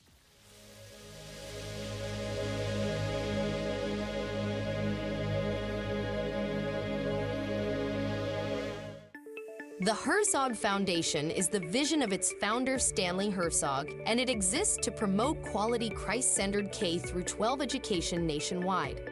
Hi, this is Chris Stegall with the Herzog Foundation. We offer a wide variety of resources relevant to today's families, including a free online publication called The Lion. The lion is one of God's most majestic creatures, symbolizing strength and courage. Named for its attributes, the Lion publication carries articles covering a wide range of topics facing American families and culture, especially related to the education of children. The Lion can be found online at readlion.com. That's READ lion.com. Sign up for The Lion at readlion.com and find dozens of must-read articles published every day. Visit readlion.com and subscribe for the weekly and daily digests so you never miss an article. Readlion.com. That's readlion.com. Do you owe the IRS $10,000 or more in back taxes? Are you being audited or investigated? Has the IRS sent you a letter demanding payment? You may not owe what they claim. Make this free call to the tax doctor now. Let them negotiate with the IRS on your behalf. 800-240-4586. 800-240-4586. That's 800-240-4586. KLGY HD3 Clayton, K270BW Bellefonte, KNBS Bowling Green. This is News Talk STL at 1019, 94.1, and always streaming at NewsTalkSTL.com. Breaking news this hour from Town Hall. I'm Rich Thomason. Taking Iranian assassination threat seriously, President Trump's security detail constructed an elaborate diversion to get Mr. Trump back home safely from last month's NATO summit in Turkey. The Washington Post reports the president was flown home on a plane other than Air Force One. The operation involved a ruse where journalists and some White House staff believed that they were on the same plane as Trump. After boarding Air Force One, Trump was secretly transferred to a smaller Air Force C-32A via an airport catering truck. While the White House has not directly addressed that report, it issued a statement highlighting that it uses every tool at its disposal to address threats on the president. So far, no comment from the Secret Service. I'm Lisa Dwyer. First came the diary entries. Now we're seeing text messages by Dr. Anthony Fauci concerning the COVID vaccine's potential impact on pregnant women. In January of 2021, Anthony Fauci went on TV telling pregnant women to get the COVID vaccine and that there were no red flags. But in text messages released from Fauci's government-issued cell phone, he specifically tells the Surgeon General and CDC director the vaccine could theoretically be linked to miscarriages. That concerning medical detail was never released to the public. Correspondent Laura Winter says the messages were released by Senators Rand Paul and Ron Johnson. President Trump has signed an executive order on childhood vaccines, recommending, among other things, spacing out measles, mumps, and rubella shots. The powerful earthquake in Colombia now blamed for at least 111 deaths. Search and rescue crews continue their work amid massive amounts of debris. On Wall Street, the Dow futures are up 34 points. NASDAQ futures ahead 89. More on these stories, townhall.com. Lanny went to college and racked up huge debt. A little bit over $100,000. For a degree he couldn't use? Now what? I had a friend that went to my computer career. They even helped him get hired immediately after graduation. One of the things I love about IT is that you can work from anywhere you want. You could become an IT pro in just months, including cybersecurity and the basics of AI with zero experience at mycomputercareer.edu. My Computer Career, an elite CompTIA certification partner. It worked for me, and I know it can work for you. This is one student's experience. Individual results vary. Hey, I'm Willie Robertson. And I'm Corey Robertson. We partnered with Echo. It's a new platform, not just streaming. Movies and series that are safe for your family. I love a podcast. Plus, Echo Daily Devotionals. Echo. Hey, Willie, what is Echo? Echo is my pet squirrel. Okay, Doc. Echo is not just faith-friendly, it is faith-driven. Be a part of something better. Echo. Echo. Where I want to be. That's EKKL.com. Subscribe now. From the News Talk STL Weather Center. I'm meteorologist Shan Scotch with your first alert forecast. We're tracking temperatures back towards the upper 90s this afternoon. Still in a first alert weather day today and tomorrow for dangerous heat. Things are looking decently dry. Might see an isolated shower storm possible later this afternoon. Most of us dry. Feels like temperatures over about 105 degrees to 110 degrees possible today and tomorrow. Could see some chances of some isolated strong to severe storms as well Wednesday afternoon. Tad bit of a cool down Thursday and Friday, still looking hot for this time of year. From the First Alert 4 Weather Center, I'm meteorologist Shan Scotch. This hour of News Talk STL brought to you by Window World of St. Louis. For replacement windows, doors, and siding, call 800-GET-WINDOWS. That's 800-GET-WINDOWS. Every 40 seconds, a child disappears. That's 2,000 children every single day. Find the Children is a nonprofit organization fighting to bring them home, but we can't do it without you. Your unwanted car, running or not, can help find missing kids, reunite families, and support the search and rescue efforts that protect children every day. We'll pick it up fast and free with a 24-hour response, and your donation may qualify for a tax deduction. Find the Children provides crucial resources to help locate missing children and educational programs that teach kids how to recognize and avoid predators before it's too late. Together, we can give families hope and bring children home where they belong. Donate your car today and help bring a child home. Find the Children, because every child deserves to come home. 800-757-1340. 800-757-1340. That's 800-757-1340. This advertisement was paid for in partnership with Cars R Us and Find the Children. Mike Ferguson. I'm a stud. I'm ballsy. I don't take no from anyone. Susie Moore.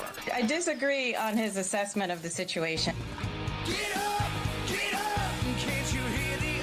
Get up, St. Louis. So it's time to get out of bed. Pour yourself the greatest cup of Kofifi the world has ever seen. Rise up with one voice. Drain the swamp and take back our country. Today's the day we're going to do it, and it's time to do it right now, believe me. Mike Ferguson in the morning on News Talk STL. One of our regular members of the Rumble chat box community, Jay Monty, is like, no Kofifi dance for me today. I've got a dentist appointment. And my thought was, well, just do the Kofifi dance in the dentist chair. What could go wrong? It depends on whether they're actually working on you at that moment in time. Problem solved. Yeah. Anesthetic Kofifi dance could be fun. Yeah. Could be. Could be. You just never know. Just saying. All right. What the heck time is it? All right. Coming up on 7:06 here. A lot of the data center stuff in the news around here. So we're going to get to that in just a moment here. By the way, quick update. I saw this on the Heartlander news a few years ago. Florida passes a law to basically ban kids from being around anywhere that has to do with the drag show. Okay. Yeah, and this is one of those where some restaurants and stuff were doing drag shows like at brunches and all that kind of stuff. And so it was basically what they call an SOB law, sexually oriented business law type thing. And so the law restricted children from anything that's considered an adult performance that included drag shows. Okay. And what's happened is there was a restaurant, and I think there's one of these in St. Louis called Hamburger Mary's. Yeah. Well, there was. I don't know if it's still open. There Okay. was one right by my office. Yeah, because I know I thought there was one. It was here. at 4th and Washington. Yeah, and so I guess this is a chain. It of these is. places. It Yeah. is, and I mean, I think that one closed down, so I don't know if there's another one Now, in the area. Was that a thing with them? Do they do like drag stuff and whatnot? That was the whole thing. Oh, that's That- their thing. That Okay. is the thing. Okay. So Hamburger Mary's sues, basically saying violation of First Amendment and all this sort of stuff. And so while that lawsuit was in play, the enforcement of the law was blocked. Okay. Okay. Well, now a court has reversed the block, so they're still going to fight as to whether or not the law is constitutional or legal or not. But Florida can go ahead and enforce the law, if that makes sense. It does make sense to me, Right. but it's kind of like what we've been talking about with a lot of these lawsuits Yeah. against the administration. So basically, the court put a pause on, put an injunction in place while it was being litigated. Now they've lifted the injunction, but it's still being litigated. Yeah, so essentially this court has said, okay, well, this is the law. Treat it as a law, and then maybe it'll get overturned later. Mhm. But Governor DeSantis signed this into law about 3 years ago. Yeah, May 2023. And then that lawsuit happened. So essentially what you've got here is a law that says, no, if you've got a minor child, you don't take your kid to a sexually charged drag show. Yeah. And then, of course, the activist community, I guess, are trying to argue this is cultural, this is free speech and expression. But what happened was there was a video that happened about 3 years ago, and it was from a bar. And a bunch of these terrible parents had little, like preschool and grade school age children there putting dollars into drag queens' G-strings at this bar in the daytime doing a drag show. And so that motivated a lot of Florida lawmakers to pass this law. Yeah, and I want to say something. Because it was right next to my office, we went to Hamburger Mary's on the regular. There wasn't always a show going on. I mean, the food was decent. It was hamburgers. You know how I feel about hamburgers. You're a hamburger person, yeah. And like we even had an office, like a Christmas party there once or twice. Anytime I was there that there was ever an actual drag show going on, it was not a striptease. There was not a money in the G-string thing going on. It was people performing on stage, dancing very elaborately, kind of almost like lip syncing. Oh no, what's the word? Not vaudeville. Anyway, burlesque. Oh yeah. But so I mean, it was Cabaret. It was cabaret. It was adult themed. You wouldn't want little kids in there, but it also wasn't like people putting money in G-strings. No. There was in this video, and it was clearly daytime because you can see out the like in Florida they have like the whole wall is a door that they pull. But there was the suggestive dancing, and there were parents literally handing dollar bills to the kids, and her handing. And I'm thinking that actually motivated a lot of lawmakers to go, okay, that's enough. Yeah, no. because then you're actually crossing the line into striptease, that sort of thing. And I realize it's maybe a kind of a small line, but I mean there is a difference. I think between like burlesque and then actual like strip shows and that sort of thing. And agreed. Either way, I don't think it's an appropriate venue for small children. Right. So this specific example is a little bit more extreme, but I have also heard of more. It feels weird to say, but family-friendly drag shows where it's not. It's kind of like what you were saying. It's more about the lip syncing and the pageantry. Right. It's over the top. It's pageantry and that sort of thing. It's suggestive, but it's not.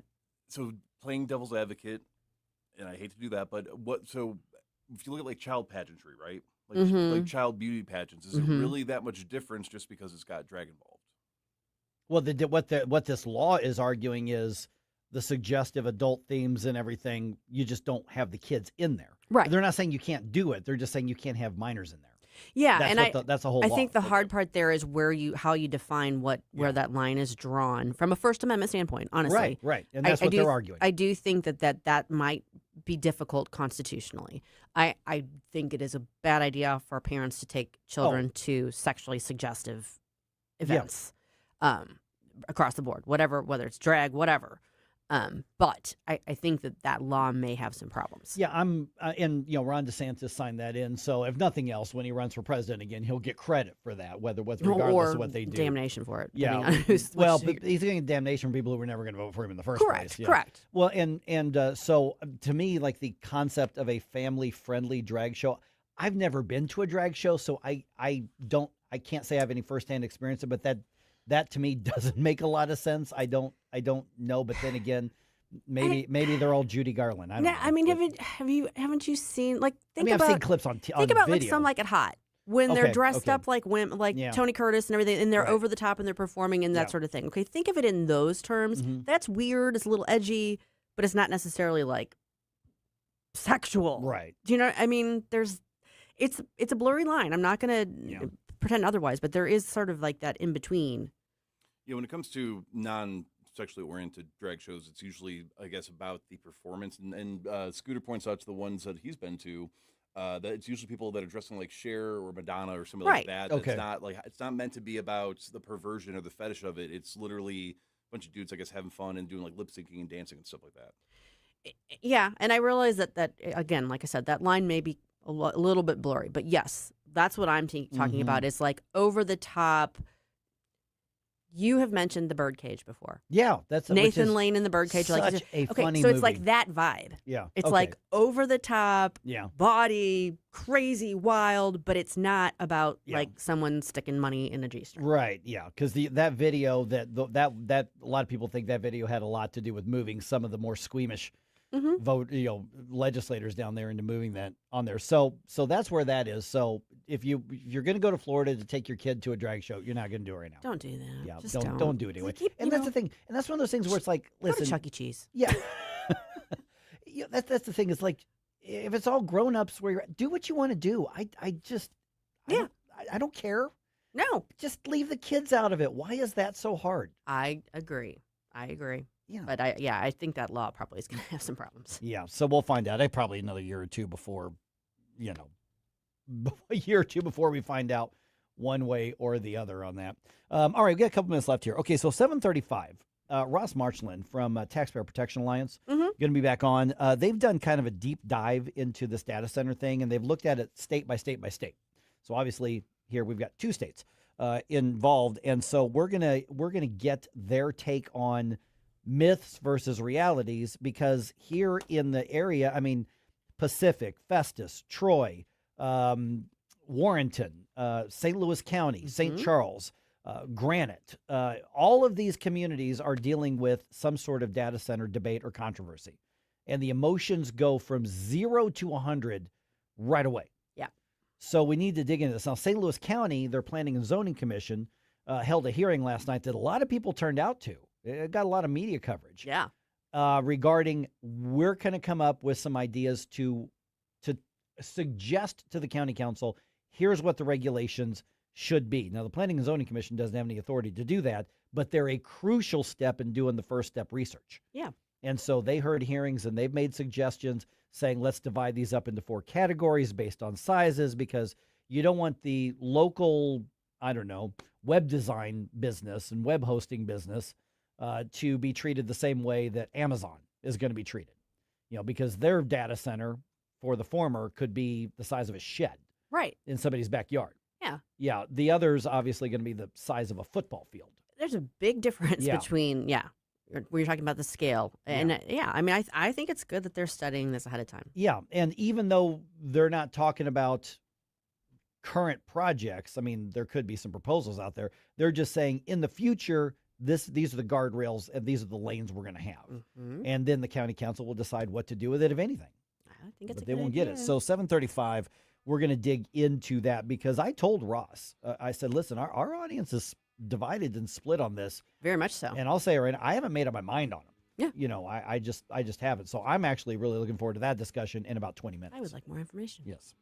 I also want to give you all more information about a great event we've got coming up. Join NewsTalk STL for the annual Leadership for America Dinner 2026. It's going to be on September 25th. It's at the St. Charles Convention Center Grand Ballroom. It's featuring Nick Shirley as the keynote speaker. Nick is the independent journalist who exposed the alleged fraud in Minneapolis, the Leering Center, all that. Plus, other speakers are going to be announced soon. Your ticket price includes dinner and the program, and must be purchased in advance. For tickets and more information, simply go to newstalkstl.com/Nick Shirley. Get up, in case you hear the alarm. Get up, this is your cousin Bob. Get up, what are you waiting for? Get up, get up. Mike Ferguson in the morning. I like it, but they're going a little overboard with the dancing. On News Talk STL. Colombo and Company. Trump's new executive order faces backlash, and the president wants the Supreme Court to rule on his ballroom. We'll discuss these issues Tuesday with our legal expert Susie Moore, plus AI with Mike McClary. Live and local, weekdays at 2 on News Talk STL. Tony Colombo here for Gutter Pros and Exteriors, your all-in-one service team that brings years of experience and quality that's affordable right to your doorstep. Christine and I discovered Gutter Pros and Exteriors when we bought our home and inherited a gutter problem. And they've also repaired siding damage on our home because along with gutter repair, gutter installation, and leaf protection, the Gutter Pros team are also the best for repairing other exterior damage, including fascia, soffit, and all siding repair and installation. Learn about all the ways Gutter Pros and Exteriors can help your home or business right now at gutterpros.com. 42% of Missouri fourth graders can barely read. 42%. It's the worst result in 20 years. If kids can't read by third grade, they fall behind in school, and many never catch up. But other states have provided a roadmap for success. Missouri needs one universal reading test for all third graders and one clear statewide standard for what it means to pass that test. A struggling reader who still can't read after extra help and a second chance at the test should repeat third grade with some exemptions. We also need to end the outdated 3Qing method, which encourages guessing instead of reading, and require teachers to be trained in the science of reading. In Mississippi and Indiana, test scores jumped up dramatically after these reforms, and Missouri can do the same. Missouri children deserve to become confident, capable readers, and strong early literacy reforms can make it happen. The Show Me Minute has been brought to you by the Show Me Institute and Show Me Opportunity. This is 101.9 and 94.1. Female millennial Trump supporter. I listen to it like every day. Like, seriously, you get it. News Talk STL.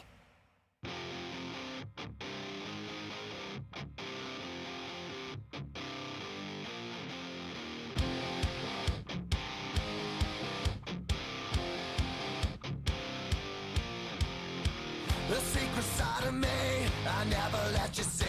I keep it caged, but I can't control it. So stay away from me, the beast is ugly. I feel the rage and I just can't hold it. It's scratching on the walls. The Mike Ferguson Show is one of my favorite programs. In addition to Larry Connor's USA, catch my program at 6. Now, back to Mike. Susie mentioned this yesterday. We do the days of the week that are coming up. Today is Presidential Joke Day. National Presidential Joke Day. Now, we couldn't figure out, does that mean that it's jokes about presidents or presidents making jokes? My final conclusion was that it could be either. And I think that's the best. Why not? Sure. So yesterday after the show, we're doing our post-show stuff, and I'm starting the pre-show stuff for today. And you specifically, that's like, let's do some presidential jokes. Why not? Yeah. So I found a bunch of them. Yeah, I mean, we may have found some of the same ones. I will say I did not find a ton that were about presidents. Not that there haven't been a gazillion told, particularly about Donald Trump, but or Bill Clinton. Right. They were either like everybody's heard them 1,000 times, and or they were mean-spirited enough that I didn't want to go down that road. That wasn't the point of it. So most of what I found was funny things or jokes that presidents told. Okay, so here's my request to everybody. For the next 8 minutes, or whatever it's going to be, can we set aside partisanship?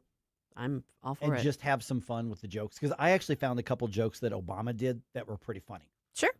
Yeah. So we're good. We're not going to assume I'm a left-winger because I think Obama had a pretty good sense of humor. No. Okay, all right, we can do that, right? Yeah. Let's do that then. Okay. All right. Well, why did you have any, Jerome? No? Are you putting me on the spot? No, if not, I've got like I've got like 5 pages. So I can give you a couple pages. I was gonna go through my memory, but I'm also trying to think. We're on air, so I have to be a little bit more appropriate than what I normally do. I mean, one of my favorite ones from the childhood. So George Bush was reading a book. First George Bush, right? George Bush Jr. Yeah. Was Jr. 43. So okay, 43. Got it. Yeah. So George Bush Jr. was reading a book on suicide, and he turns over to Cheney and says, "Okay, I finished reading it. I still don't understand which side we sue."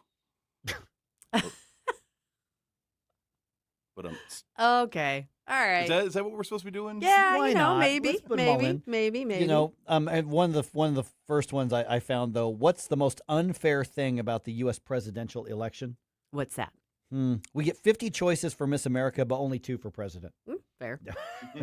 That's fair. What do That's you got, fair. Susie? All right. So while testing his microphone before a public radio broadcast, Reagan once joked, "My fellow Americans, I'm pleased to tell you today that I've signed legislation that will outlaw Russia forever. We begin bombing in 5 minutes." That's right.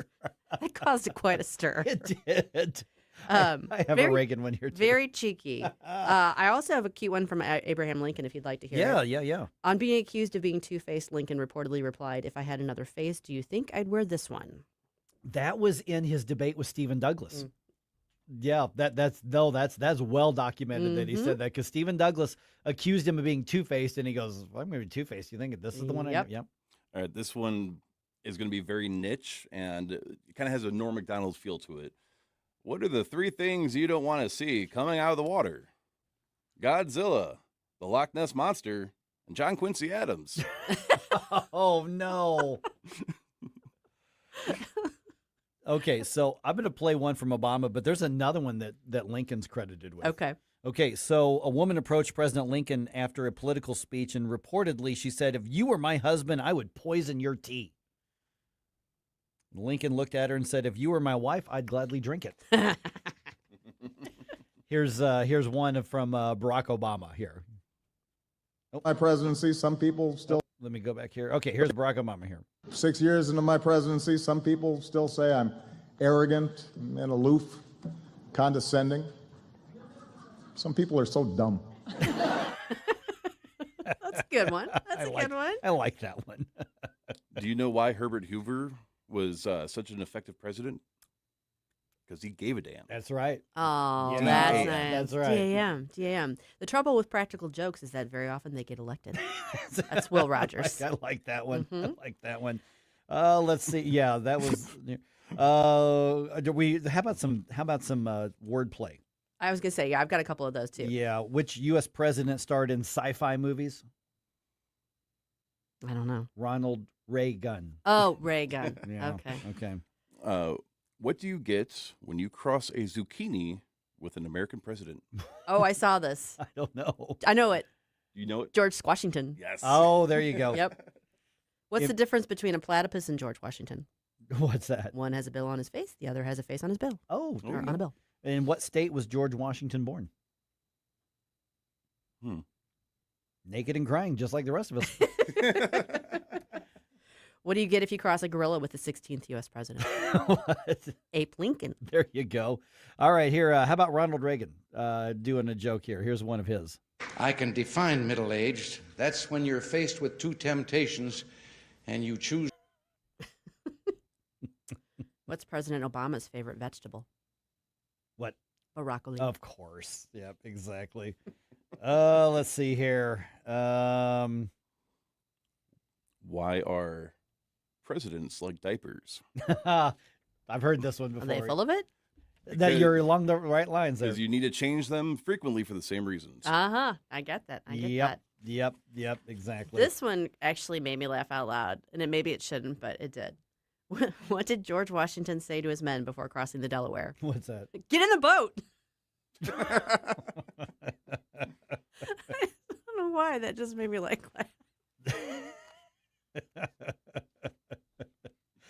Oh, my goodness. Okay, so, yeah, the scene. Oh, here, how about another one from Barack Obama? Yeah. All right, I like this one, too. Saturday Night Live, Sicily impersonates CNN anchor Brooke Baldwin, which is surprising because usually the only people impersonating journalists on CNN are journalists on CNN. I kind of wish I'd come up with that one myself, I'll Yeah. be really honest. Joe Biden is so old. How old is he? He is so old he can remember when the Dead Sea was just getting sick. That sounds like a cheap fake. There you go. The auto pen wrote that book, wrote that joke. Yeah.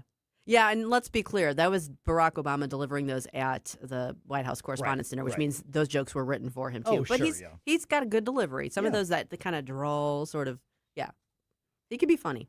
What should you do if Lincoln, Washington, Jefferson, and Roosevelt all get poison ivy? I don't know. You rename it Mount Rushmore. Oh, I was thinking it had to do with Mount Rushmore, but yeah. That's like a Halloween joke for little kids, right? Yeah, which is still a thing here in St. Louis. Trick or treat. That's not a thing everywhere else. It's a thing here. Really? Yeah. No, I've never actually heard somebody calling out the kids. All right, let's hear it, until I moved here all those years ago. Oh my goodness. Yeah. I did not realize that No, was, yep. I mean, it's called trick or treat. Right. Yeah. What else we got? I don't have any more. I got plenty. I got a few. This one's a little dated, but it was posted back when President Trump was banned from Twitter. Oh, right. What's the difference between Donald Trump and a bird? A bird could still tweet. Well, yeah. What would Thomas Jefferson be if he were alive today? Really old. Really, really old. Yeah, that's it. Yep. Oh man, yeah. So I started trying to do math for a second there. No. Closing in on 300. Oh man. Okay. Let's see here. Yeah, I mean, I don't know. There's a bunch of these are kind of cheesy, but that's the fun part of it. So anyway, I still think, and I couldn't find any, but I still think there's occasions when Trump is talking and he says something off the cuff that is just outlandishly funny. And he doesn't get credit for being, I mean, he gets blamed for a lot of things. He gets credit for some things, but he doesn't get credit for being as funny as he sometimes is. oh, I agree with that, because that's like when you get the folks, like particularly on the left, they're like, we don't understand how you can actually like this guy. Listen, I disagree with President Trump on a lot of stuff, but he's funny. I get why people like him, There are plenty of qualities about him to like, and there are plenty to dislike, and I get it. That's fine. You don't have to, Right. not everybody has to like him. That's fine. But if you can't acknowledge that sometimes he's just outright funny. He's funny, yeah. Then you're blinded by your partisanship. Here, President Jimmy Carter had a pretty fun one. He said, "My esteem in this country has gone up substantially. It's very nice now. When people wave at me, they use all their fingers." That's actually saying something for a president. Yeah, that's right. Gotta love free speech, right? Oh, you gotta love it here. Let's see here. President Ronald Reagan. Politics is supposed to be the second oldest profession, and I have come to realize that it bears a very close resemblance to the first. Yes. Have you heard the one about Reagan, Tito, and Gorbachev? I can't say I have. So they're all in the plane together, flying over the countries, and Gorbachev says, "I think we're over Russia right now." Puts his hand out, touches the top of the Kremlin, says, "Yep, we're definitely Russia." Reagan says, "I think we might be getting close to America here." Puts his hand out, touches the top of the Empire State Building, says, "Yep, we're definitely in America." Tito says, "I think we're over Yugoslavia right now." Puts his hand out there and says, "Yep, we're in Yugoslavia. Somebody just stole my watch." Oh man, let's see here. What else do we have here? Yeah, then there's a couple of these that aren't actually jokes, or just like comments. At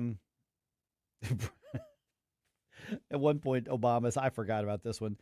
President Barack Obama, I think this was another White House Correspondents' Dinner joke.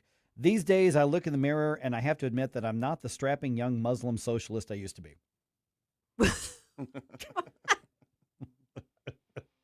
Wait, was that Mom Donnie? Yeah, really? No, he's like, "No, I still am. Still am. I still got it." Still me. Just saying. All right. This entire segment made me realize why you do your live events from like Whistle Pig and Mario's Donuts, That's and not right. from the Funny Bone. That's right. Yeah, you're not going to pay to see me cut jokes. No. Well, as long as we're using the web, data centers have to go somewhere. A lot of people just don't want them here. At 7:35, we'll find out if there's a way to build data centers in a way that does not screw up your town. It comes away again, I can't control it. Hiding under the bed, in my body, in my head. Why won't somebody come and save me from this? Make it end. There are truckloads of broccoli at this very minute descending on Washington. From the NewsTalkSTL Weather Center. Meteorologist Shan Scotch with your first alert forecast. We're tracking temperatures back towards the upper 90s this afternoon. Still in a first alert weather day today and tomorrow for dangerous heat. Things are looking decently dry. Might see an isolated shower storm possible later this afternoon. Most of us dry. Feels like temperatures over about 105 degrees to 110 degrees possible today and tomorrow. Could see some chances of some isolated strong to severe storms as well Wednesday afternoon. Tad bit of a cool down Thursday and Friday. Still looking hot for this time of the year. In the First Alert 4 Weather Center, I'm meteorologist Shan Scott. There's an old way to buy a mattress, and there's a snooze way. Remember dial-up internet? You'd click on a picture, go make a sandwich, come back, and maybe it had loaded. It worked, but nobody wants to go back. Well, buying a mattress has evolved too. At Snooze Mattress Company, we use advanced pressure mapping technology to understand exactly what your body needs instead of simply asking you to guess after laying on a mattress for a few minutes. When you sleep better, everything gets better. Larry Connor's Commentary, brought to you by Vincent's Jewelers, offering a wide selection of jewelry including lab-grown diamonds, affordable earrings, bracelets, necklaces, and rings up to 75% off their natural counterparts. Visit vincentsjewelers.com. This is Larry Connor's Commentary on News Talk STL. How deep is your faith? First, let me make it clear, I'm in favor of the death penalty. In fact, I've witnessed an execution. I know in detail what that man did to a young woman. So in my heart, I had no mercy for him. I am a Christian, believe in forgiveness, but my faith does not go that deep. God might have mercy on that man, but I don't have that capacity. In May of 2025, Joe Biden was diagnosed with prostate cancer. Over the weekend, Hunter said the cancer has gotten more aggressive. His father is often in pain. President Trump posted, "Saddened to hear.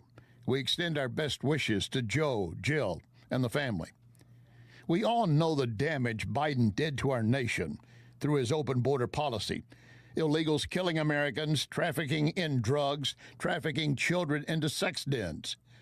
There is no redemption for those crimes. But along with President Trump, I pray for Biden. I get no joy out of his suffering. But if one of my children had been directly harmed by one of those illegals, I have to admit, I'm not sure I could be saying prayers for him. Get more Larry Connors on Larry Connors USA. Tonight at 6 on News Talk STL. Dozens of out-of-state law firms are crashing into St. Louis trying to get your business. My advice, rely on a hometown firm. Under Law has been here for years. There are lawyers raising their families right alongside yours. And when you're injured by someone's careless actions, you are entitled to full compensation. You want lawyers who will not bend to big insurance, but will stand defiantly protecting you. Under Law, O-N-D-E-R, underlaw.com, under wins. Rhino Shield is engineered to outlast paint by a lot, backed with our 25-year transferable warranty. Paint a house, shield a home. We do brick, block, stucco, asbestos, steel, aluminum, cedar, and more. We are the only coating company selected by Disney, This Old House, and 3 times on HGTV's Curb Appeal, where all 3 episodes concentrate on unpainted brick. If you maintain or own a business with a tired-looking building, you owe it to yourself to look at Rhino Shield and our beautifully durable color schemes. Evaluations are free. We're making buildings pop and be noticed again, from Champaign to the Lake of the Ozarks, exceeding expectations every day with our products, people, and performance. Now is the time to call 877-25-RHINO, 877-25-RHINO, or go to 877-25rhino.com and see how honest and transparent we really are. Tell them, ladies. Don't paint, don't Rhino, go Rhino Shield. Never paint your house again. Rhino Shield. If you have a phone, you have a radio. I listen to News Talk STL on the app driving to work. Download the News Talk STL app. You got to get the News Talk STL app. Love the app. Can listen anywhere in St. Louis. And listen anytime. News Talk STL right on my phone. Anywhere.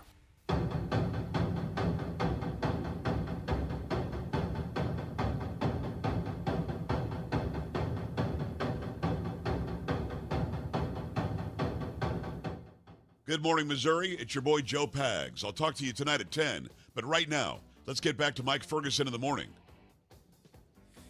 All right. Data centers. They're everywhere. No, they're not everywhere.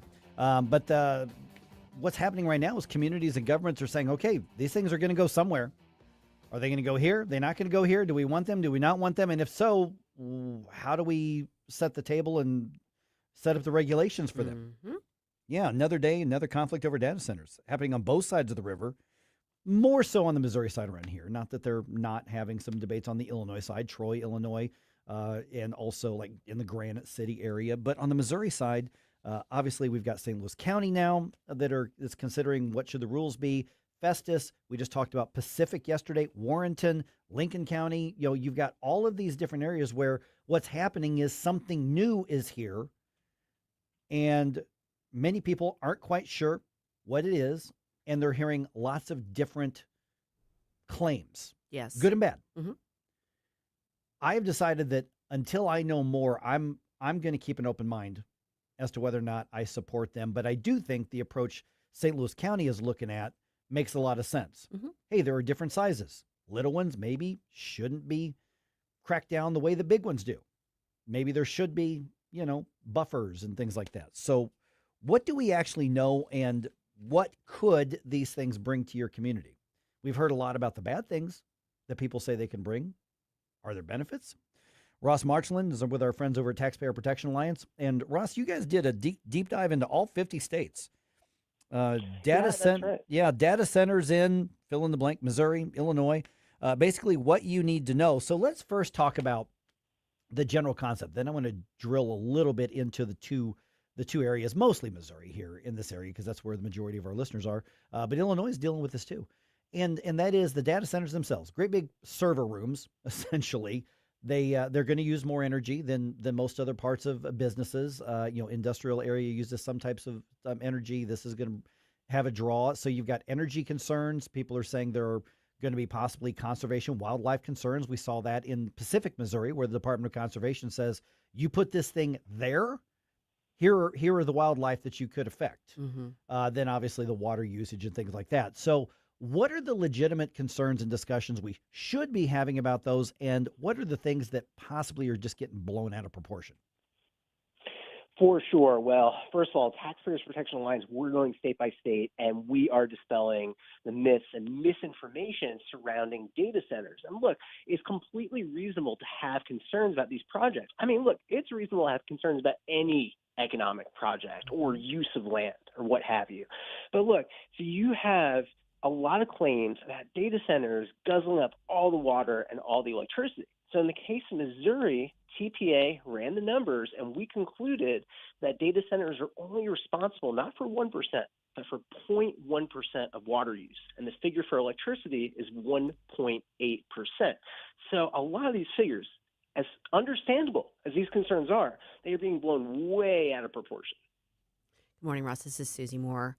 Along those lines, I mean, I think one of the issues that we're all struggling with is knowing what information about them is reliable. Like who, obviously we can't each conduct individual studies on them, but you're getting information pushed from a bunch of different directions, and it's hard to know, what agenda might be behind that information. And so what is a good way for people to assess the information objectively without getting, pulled in one direction or the other? And that's a very legitimate concern, because whenever you see a study, you always have to ask the question, where are these numbers coming from? And Right. that's why at the bottom of all these data center two-pagers, going state by state that we're putting out, we put exactly where these numbers are coming from. And it's a mix mainly of government data sources. So, for example, for the water figures, we're drawing on the geological survey figures from the federal government. But yes, it's very important to question whenever you see numbers, where are these numbers coming from? We're visiting with Ross Marchland from our friends at Taxpayer Protection Alliance. Let me follow up on the energy question, because that's been a great big one for a couple different things. One, as we discussed a little bit earlier in the show, when there was a big push for, more electric and less fossil fuel, well, there were rolling brownouts in different parts of the country, particularly when, there was a big push for electric vehicles and people being told not to charge them at certain times of the year because there was just too much drain. What we're seeing in some parts of the country is, okay, these are going to draw a lot of energy. And while that may be less than 1% of the statewide energy, for a small community, that could be a large part on their local grid. And so the question then comes, who's responsible for the energy? And if the utility company says, well, we have to build a new source of energy, be it nuclear or whatever the case is, we have to finance that, and that goes on to all the ratepayers. So when we look at the data centers themselves and the energy usage, it may be small on a statewide level, but what happens to the local taxpayers, and how do we protect them both from a ratepayer and a taxpayer perspective? And it's so important to look at that local level. And the solution will depend. I mean, there are so many municipalities, not only across the state of Missouri, but across the country. So it's going to depend on the project and the locality. But if you have really large energy consumption, one potential solution is to have what's called behind the meter generation. And what that means is these data center projects, they will build their own energy facilities on site. And more often than not, these are natural gas turbines, and they're way cleaner than what any alternative project would put on site, or if they were hooking up to the grid, what that energy would produce. But in a lot of cases, that makes the most sense. Instead of hooking up to the utility grid, which, by the way, could take a very, very long time depending on where you are, just have that energy being generated on site. One of the questions I think people may have is, it raises to me, Taxpayers Protection Alliance is the one putting this information out. This is very important information. What is the taxpayer angle on this? Not just the community angle, but in terms of like the economics of this. What concerns should people be looking at? We spend so much time focused on the negative of data centers and talking about things like water and electricity use and also pollution. We very often fail to talk about the positive side of that equation. And data centers are not only a jobs machine, but they bring in hundreds of millions of dollars in tax revenue. And you see this, for example, in Loudoun County, Virginia. These data center projects, they're paying for half of the operating budget, and they're paying for essential services like schools and fire departments and roads. And no matter where you bring these data center projects, that revenue potential is there. St. Louis County, you got a projected $50 million budget deficit. Data center projects can turn that around. A huge plus for taxpayers. Okay, Russ, the taxpayer, the property tax issue, I think everybody agrees that those numbers are there because you've got large, very valuable projects here that do the assessment happens, and then you just hope that the local government doesn't screw it up and give a bunch of incentives and abatements and things like that. Let me question the jobs machine part of that, though. Once the construction aspect is done, and that could be hundreds of jobs, it doesn't take that many people to really maintain these. I mean, so are they really a jobs machine? So it depends on how narrowly you're looking. If you're just looking at the data center itself, most of that, as you say, is going to come from construction, and that's going to be a few thousand jobs depending on the size of the data center project. But we also have to look at the wider angle here. So if there is on-site energy generation, that takes a lot of jobs and a lot of people to maintain those energy facilities.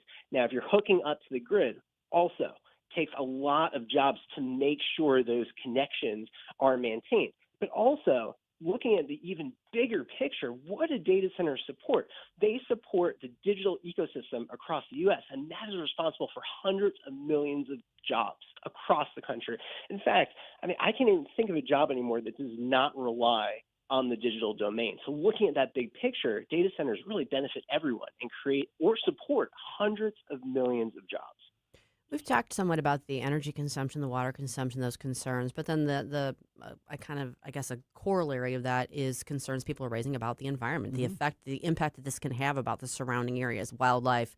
I know noise, and I've seen like news reports that have people talking about like it affecting the quality of their water and their that sort of thing.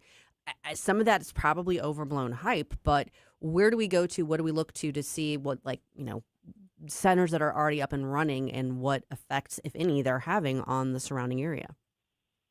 Well, you really have to go case by case, and you have to go issue by issue. So noise, for example, the Taxpayers Protection Alliance put out a brief examining all of the evidence on data center noise.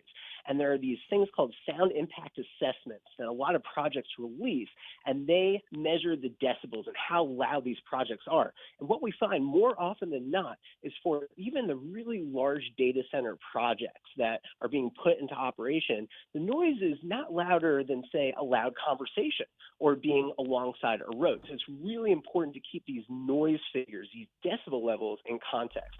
And pollution, really data centers pollute far less than most other proposed uses of land and economic projects. So again, very important to keep these things in context. Okay, we just got a couple minutes left. We're visiting with Ross Marchland from Taxpayer Protection Alliance, so we'll tell you where to find these reports, state by state, then Illinois and Missouri as well. One of the, I think, that we're seeing the trend around here, at least, I don't know what they're doing in other parts of the country, moratoriums, 6 months, 12 months. Let's go study it. Let's look at land use. Let's look at sound. Let's look at all that sort of stuff. Just kind of an initial reaction, that seems like a fairly reasonable, responsible way to not jump in one way or the other. What would be your advice then to these city and county governments that are saying, you know what, there's a lot of heat on this. A lot of people are really concerned about this. A lot of people are angry about it. So we're doing a moratorium and looking at the facts. What are the things that they should be looking into if they want to present this to a, frankly, hostile community that says we don't want these things? The way that you got to look at it is give data centers a chance. Now, that doesn't mean automatic approval. That does not mean no public input. But you need to treat data centers the way you would treat any other potential project out there that you're considering. And oftentimes that means you got to look at the jobs figures, you got to look at the tax revenue figures, and those are big pluses for residents, including taxpayers. So don't just say no to data centers. And the typical refrain from politicians when they're talking about moratoriums is they say, oh, we just need a little bit of time to examine the impact of data center projects. The government moves at turtle speed. So when they say a little bit of time, what does that mean? 5 years, 10 years? Taxpayers and consumers cannot afford to wait for these slow governments to, quote unquote, consider all the evidence. All right, Ross Marchland from Taxpayer Protection Alliance. Some people are going to agree with what you said. There's going to be some people who disagree with what you said, but they want to look at your info on this. What's the best way to do it? Visit our website at protectingtaxpayers.org. All right, Ross. Hey, good to chat with you again. Appreciate you taking on the questions. Great to be back on your show. Thanks, Ross. All right, the more we learn about the latest hoax Amber Alert, the worse the story gets. We're going to tell you about that in the news dump coming up at 7:50.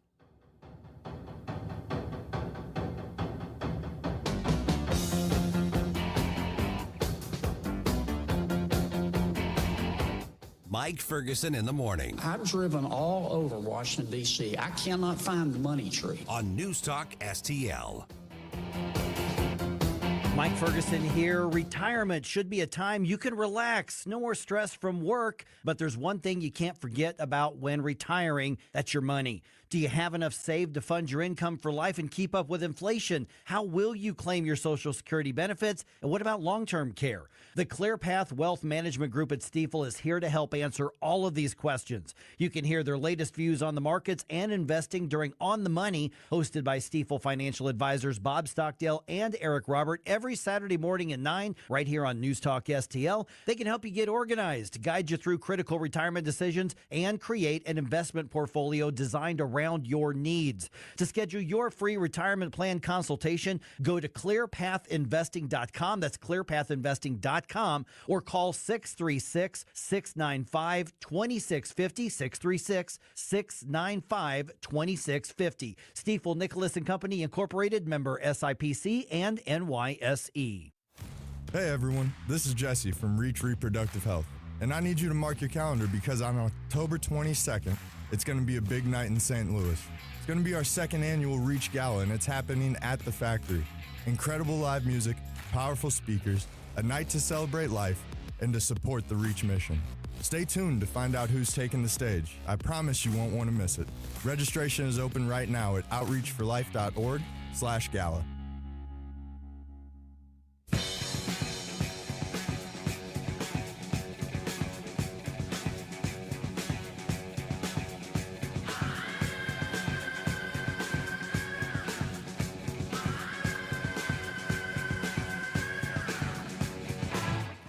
Good morning, St. Louis. Hey, it's Vince from The Vince Show right here on News Talk STL every weeknight at 8. Right now, it's back to Mike Ferguson on 101.9 and 94.1 News Talk STL. All right, to follow up that discussion, which, by the way, is going to be up on the Mike Ferguson in the Morning podcast here in probably, a few hours or so, Jerome, something like that? Yeah, around 9 o'clock. Yeah, somewhere. That's a good one to get out there because I think that Ross had a lot to say that a lot of people are going to agree with and a lot of people are going to disagree with. Yeah. But, something to dig into. Yeah, that's what we do there. So check that out and decide for yourself. So what happens in St. Louis County The county government is now looking at regulations for data centers. Also, a former police officer here in the metro headed to prison, likely for a long time. And Cardinals had a rough night. They're back under 500. 7:51. Let's do another news dump. The Morning News Dump, brought to you by STL Fenceworks. Wake up, America. It all worked out. They got all the news. The Morning News Dump. All right, St. Louis County's Planning and Zoning Commission is working on a recommendation to regulate data centers. Among the proposals are suggestions to regulate them based on size and energy use, and also to ban them from residential zones with a buffer setback requirement. Both supporters and opponents of data center development spoke at the commission's meeting last night. The commission's going to make its recommendations to the county council probably mid-September, so a little over a month from right now, and then the county council will do whatever they want with that. But it just seems to me that the approach that they're taking, and they're not saying open it up and we're going to approve a plan to bring in a bunch of data centers. You're not going to have, Quick Trip Walgreens data center, Quick Trip Walgreens data center. Right. Although that kind of describes Manchester Road in places. I'm just It could saying. be. And Yeah. construction on the Right. road. But they're basically saying if we're going to end up doing this, here's what you do, here's what you don't do. I think that they're taking the smart approach. Yep. All right. Charges are filed against the 25-year-old woman police say made a false report of a child abduction. Brianna Mathis faces a charge of knowingly making a false report that triggers an Amber Alert. She claimed that her vehicle was stolen with the child inside. Investigators report that the man who ended up being the target of the statewide alert had told her to get out of the vehicle earlier on Sunday. So basically, he said, leave me alone, get away from me. And then she calls 911. Yeah. The child was located in Lincoln County, where that child has lived with relatives since January after being taken into state custody and removed from the quote-unquote care of Mathis. Well, sounds like a very troubling situation. I'm definitely glad that it ended without, someone getting hurt. Tragic. Yeah, because you've got every single law enforcement officer in the state looking for this guy who police proactively said he didn't do anything wrong. I mean, they say we found no evidence of a crime, and it's they very went out of their way to neutral. emphasize They this. went out of the way to say this guy did nothing wrong. This guy did not commit any crimes. Poor All right. guy. A former North County police officer admits to sexually assaulting 18 people. KMOV's Corey Stark has the details. We alerted you about Marcellus Blackwell's crimes 3 years ago while he was an officer with the North County Police Cooperative. Blackwell admitted to sexually assaulting 18 men, often during traffic stops or arrests. This happened between 2022 and 2023. Well, prosecutors say many of the victims were taken to a remote location when Blackwell would deactivate his body camera and assault them. Prosecutors are asking for 30 years behind bars. Okay, he's going to be sentenced next month, most likely. And a former cop who sexually assaulted people, he's going to do great in prison. I think not. Yeah. Yeah. That's not going to go well. Yeah, that's truly one of the most horrific abuses of police authority I've heard of in a long time. It is. It's and just there's been gross. some bad ones out there. This one ranks among some of the worst that I've seen. Man. Okay, Health and Human Services Secretary RFK Jr. says the FDA is going to crack down on what he calls a loophole that allows companies to declare certain ingredients and additives to be, quoting, generally recognized as safe, without first notifying the FDA. RFK Jr. speaking about the objectives during a food policy event earlier this week. Will change how the federal government oversees what's in our food and how we understand the foods that Americans eat. Food manufacturers are going to have to submit more information about those additives, dyes, preservatives, sweeteners, stuff like that to the FDA before they can make that claim. And this comes as part of the Make America Healthy Again initiative, as the administration is blaming processed foods for helping drive the nation's epidemic of obesity and chronic disease. And I don't know how anybody could argue with that. Well, because it's RFK. Yeah, well, and I'm not a fan of RFK, but I don't see what he's wrong about here. Well, but you're being objective. Right. Yeah, I mean, he gets a few things right. I think, I don't like a lot of his policies, but I don't see what the problem is here. It's about transparency. That's the argument people will have. Yeah. He's bad. But He's bad. Can we all Trump. agree? Trump. Can we all agree at least that he's weird? Even if you quirky. like it. I'll go with quirky. He's a unique individual. That's one way to do Yes. it. Yeah, that's one way to say it. Okay, what else we got here? Oh, okay. Which airline most likely to cancel or delay your flight? Pretty much all of them, as it turns out. I was going to say, it's really not that distinctive a list. Here's the punchline is that the best case scenario is you have a 1 in 5 chance of your flight being delayed or canceled these days. So here's what happened. According to an article that I found on CamOV's website, JetBlue is the worst offender. So between June of 2025 and May of this year, over 7 million flights were evaluated for this survey here. And with JetBlue, 29.9% of their flights were canceled or delayed in that 12-month period. Very close behind them, as in just a little bit of like 1%, less than a tenth of a percent. Let's see here. Close behind them were PSA Airlines and the now defunct Spirit Airlines. Both had just over 29% of their flights affected by delays or cancellations. So fully one-third, almost one-third. Republic, Allegiant, American, and Frontier all had delays or cancellations of over a quarter of their flights. Delta was the most reliable, according to that list. Only 20% of their flights were delayed or canceled. You know who's more reliable than Delta? Who's that? Susie's Road Trips. That's right. Just saying. I smell a podcast coming. That could be fun. That could be a lot of fun. I like that idea. Absolutely. All right. President Trump obviously disappointed that Senate Republicans did not pass the SAVE Act before going on the recess that they're on right now. You know who else is disappointed in that? Senator John Kennedy out of Louisiana. He was on Fox's Hannity last night. I was proud when we passed the Lindsey Graham Russian sanctions bill with 85, 86 votes. But there are other times when the Senate is like high school, but no one ever graduates. Seems about right. Maybe junior high. Yeah. Junior high. Junior. Because you can't help it. You get the Cardinals lose their first game of the series to the Phillies on Monday. Final score at Busch 6-5. Tonight's game starts at 8:45. Andre Pallante going to be on the bump for this one. Redbirds are back up into third place in the National League Central, but they are still 15 games behind the first place Brewers, and only because the Pirates and the Reds are even worse. Craving hot chicken so good it ruins all other hot chicken? Welcome to Slaps Hot Chicken. Juicy, bold, always done right. From no heat all the way up to the Reaper. Try our famous loaded fries, loaded mac and cheese, and the only loaded fried ravioli you can get. Grab a crispy slider, sink your teeth into our jumbo tenders, or treat yourself to our mouth-watering chicken and waffles. Slaps Hot Chicken, 5950 Highway 94 in Weldon Spring. You've got to come in and try it for yourself. The Vic Porcelli Show. Very active, very fun chat box. Cindifer. Hi, Cindifer. Hey, how you doing? She says, yo, Vic, baby. Verbatim, yo, Vic, baby. With an exclamation point. How else are you supposed to read that? I was driving, had to pull over to comment. I was going to say how sexy the beard is, but I'm afraid of your wife. Hey, I'll tell you what, I would be. Vic Porcelli, live and local, weekday mornings at 9. On News Talk STL. A Disney cruise is no ordinary vacation. It's an adventure, a fairy tale, a dream.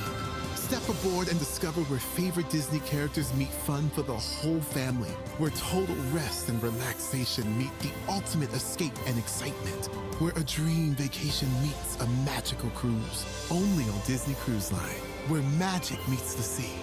Magic Expeditions will make planning your Disney cruise easy. Reach out at magicexpeditions.com. KLGY HD3 Clayton, K270BW Bellefonte, KNBS Bowling Green. This is News Talk STL at 1019, 94.1, and always streaming at NewsTalkSTL.com. Breaking news this hour from Town Hall. Amit Thomason. Voters in 7 states are casting ballots in today's primaries. One of the highest profile contests is in Wisconsin, where Democratic Socialist Francesca Hong seeks the Democratic nomination for governor. another race of interest. In South Carolina, voters have 10 Republican candidates in Tuesday's special election primary to replace the late U.S. Senator Lindsey Graham. Senator Darlene Graham, his sister, appointed to fill the vacant seat, has President Trump's endorsement. She spoke at the renaming ceremony for Joint Base Lindsey Graham. What an honor for my brother, and what a tribute to his 33 years of service. Challengers include Congressman Russell Fry and Ralph Norman, former Governor Mark Sanford, and business owner Mark Lynch. The winner will face Democratic nominee Annie Andrews, a Charleston pediatrician. I'm Jennifer King. The destruction is widespread. The death toll, at least 111 in the region hit by this week's earthquake in Colombia. They have yet to get a handle on the rapidly expanding Ebola outbreak in Congo. Congo government data shows a total of 4,381 confirmed Ebola cases, including 2,011 deaths, and as of Tuesday, just over 700 patients in admission and isolation. The WHO on Monday said the outbreak likely started in February, long before authorities detected it in one of Congo's most remote and vulnerable areas. Aid workers say the outbreak continues to outpace response that's been expanding across the 5 provinces affected. Many health workers have gone on strike to protest lack of payment for their work since the outbreak was declared. I'm Charles Delazette. In light of Iranian death threats, the Washington Post reports a decoy aircraft was deployed to carry President Trump safe home from last month's NATO summit in Turkey. The Dow futures 56 points higher, NASDAQ futures up 100 points. More on these stories at townhall.com. Progressive knows that boat days can come with unexpected problems. Oh no, I dropped my lip balm in the water. I can't think of anything worse than the looming threat of potentially having chapped lips. It was ginger vanilla too, my favorite flavor. If a real problem comes along, your boat's protected 24/7 with Progressive, so you can keep worrying about boater problems. Progressive Casualty Insurance Company and Affiliates, not available in D.C. Hey, I'm Willie Robertson. And I'm Corey Robertson.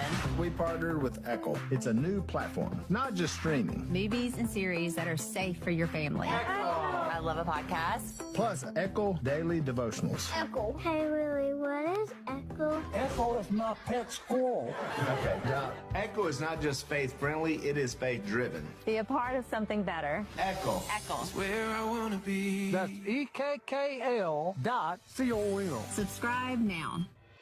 From the NewsTalkSTL Weather Center. I'm meteorologist Shane Scotch with your first alert forecast. We're tracking temperatures back towards the upper 90s this afternoon. Still in a first alert weather day today and tomorrow for dangerous heat. Things are looking decently dry. Might see an isolated shower storm possible later this afternoon. Most of us dry. Feels like temperatures over about 105 degrees to 110 degrees possible today and tomorrow. Could see some chances of some isolated strong to severe storms as well Wednesday afternoon. A tad bit of a cool down Thursday and Friday, still looking hot for this time of year. In the First Alert 4 Weather Center, I'm meteorologist Shane Scotch. This hour of News Talk STL is brought to you by Stifel, serving investors for over 130 years. Contact your Stifel financial advisor at stifel.com. That's STIFEL.com. I'm Dr. TJ, owner of the Institute of Natural Health, co-owner of Optimal Nutraceuticals, and the host of Wellness One. Wellness One is designed to cut through the nonsense and provide you common sense science-based information regarding health and wellness. On the show, we discuss topics like thyroid health, gut health, hormone optimization, and many others. Our show airs Saturdays at 10 a.m. and 2 p.m. and Sundays at 11 a.m. and 3 p.m. right here on NewsTalkSTL. And you can visit us at INHSTL.com. That's INHSTL.com.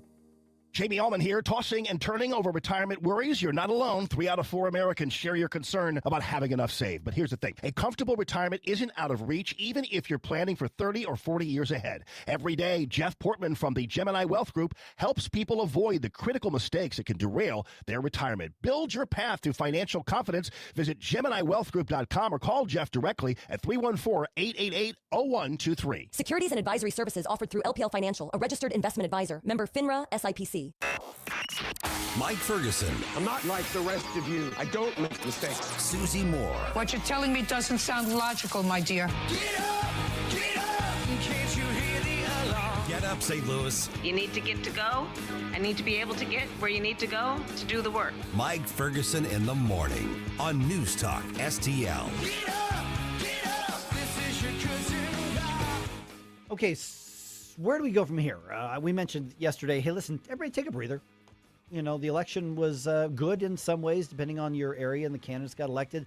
Definitely bad as a couple conservative things got just drubbed. I mean, at the polls, I mean, 83%. Good Lord. You know, that's a beatdown. That is voters sending a clear message here. But now we're actually in the preliminary stage of what's going to come in 2027. And particularly around here, we're curious as to what the Freedom Caucus wants to do in Missouri, because Freedom Caucus had a very good year legislatively in 2026. The Post-Dispatch and all the others, they are just loving the results of Tuesday's election, saying, well, this stops their momentum. Well, these conservatives, they know they're done for now. Mike Kehoe, yeah, he ran out of political ammunition. I'm paraphrasing, but that's essentially what they're saying. So what do things look like right now? It's not a process. It's informal.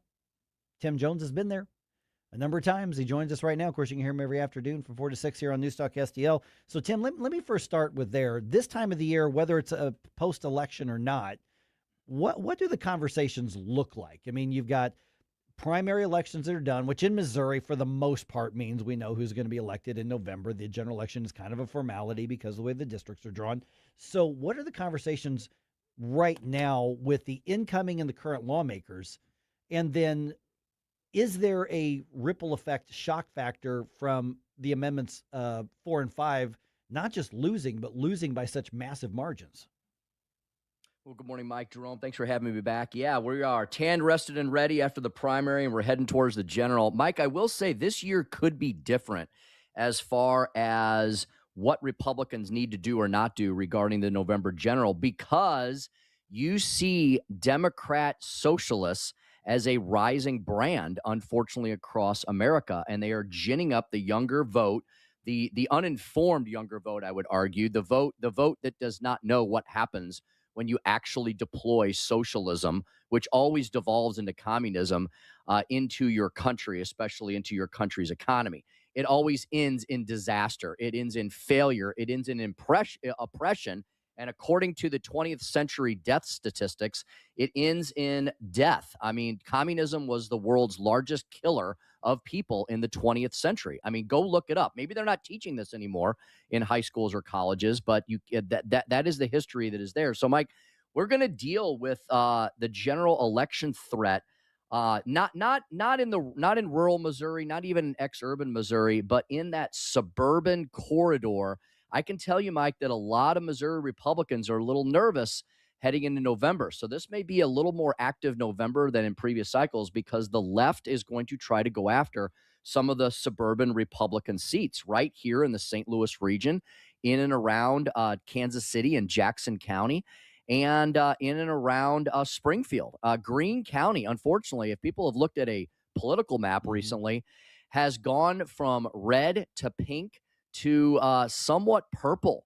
And the Republican Party in Missouri is going to have to definitely play a lot of defense in some of those suburban areas, and hopefully not lose any seats in the House or the Senate, because that's what the Democrats want to do. They want to peel off a couple seats in the House or the Senate and in the supermajority. It won't necessarily affect how governance is done in Missouri, but it will be a bit of a psychological signal of sorts. And secondly, Mike, we have Amendment 3. I know we just went through a brutal battle on the other two amendments, but Amendment 3, I would argue, is different. It doesn't have nearly as much opposition on the Republican side of the coin as you saw from 4 and 5. And it is an effort to take something out of our Constitution that never should have been there in the first place, and that is abortion and transgender surgeries on minors on demand. And so I think you have a wider, hopefully, majority of people who feel that such things are abhorrent to begin with, but at least they do not belong in the Constitution. So I think you're going to see somewhat more heightened activity heading towards the November. But Mike, to answer your second question, at the same time, people are looking at the calendar and realizing that bill filing opens December 1st, not that far away. And yes, we are going to be going back to the drawing board on issues like taxation reform and what the heck to do with our broken initiative petition process. Okay, so what do those conversations look like behind the scenes? Take me behind the scenes. You know, when you're Sure. in the legislature, and obviously now with working with the Freedom Caucus as well, we know that nobody gets up on December 1st and says, okay, let's think about what we want to do. This is a year-long process informally. What do the conversations look like?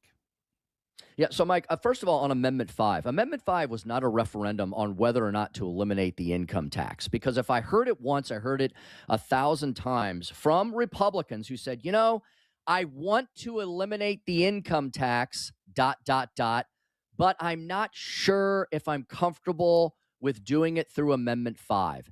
I heard that from Republicans every single time I talked to them. They felt like the plan needed to be more specific. They felt that they didn't quite understand this conversion from an income tax-based society to a consumption tax-based society. So we obviously have a lot of more educating to do as far as that concept. But as far as eliminating the income tax, I believe there is a strong majority of Missourians who would be happy to do that. Now, Amendment 5 had something in it for everybody, right? I mean, the liberals who opposed Amendment 5, I think they're going to rue the day, because you know what Republicans are going to do now? They're just going to axe the tax.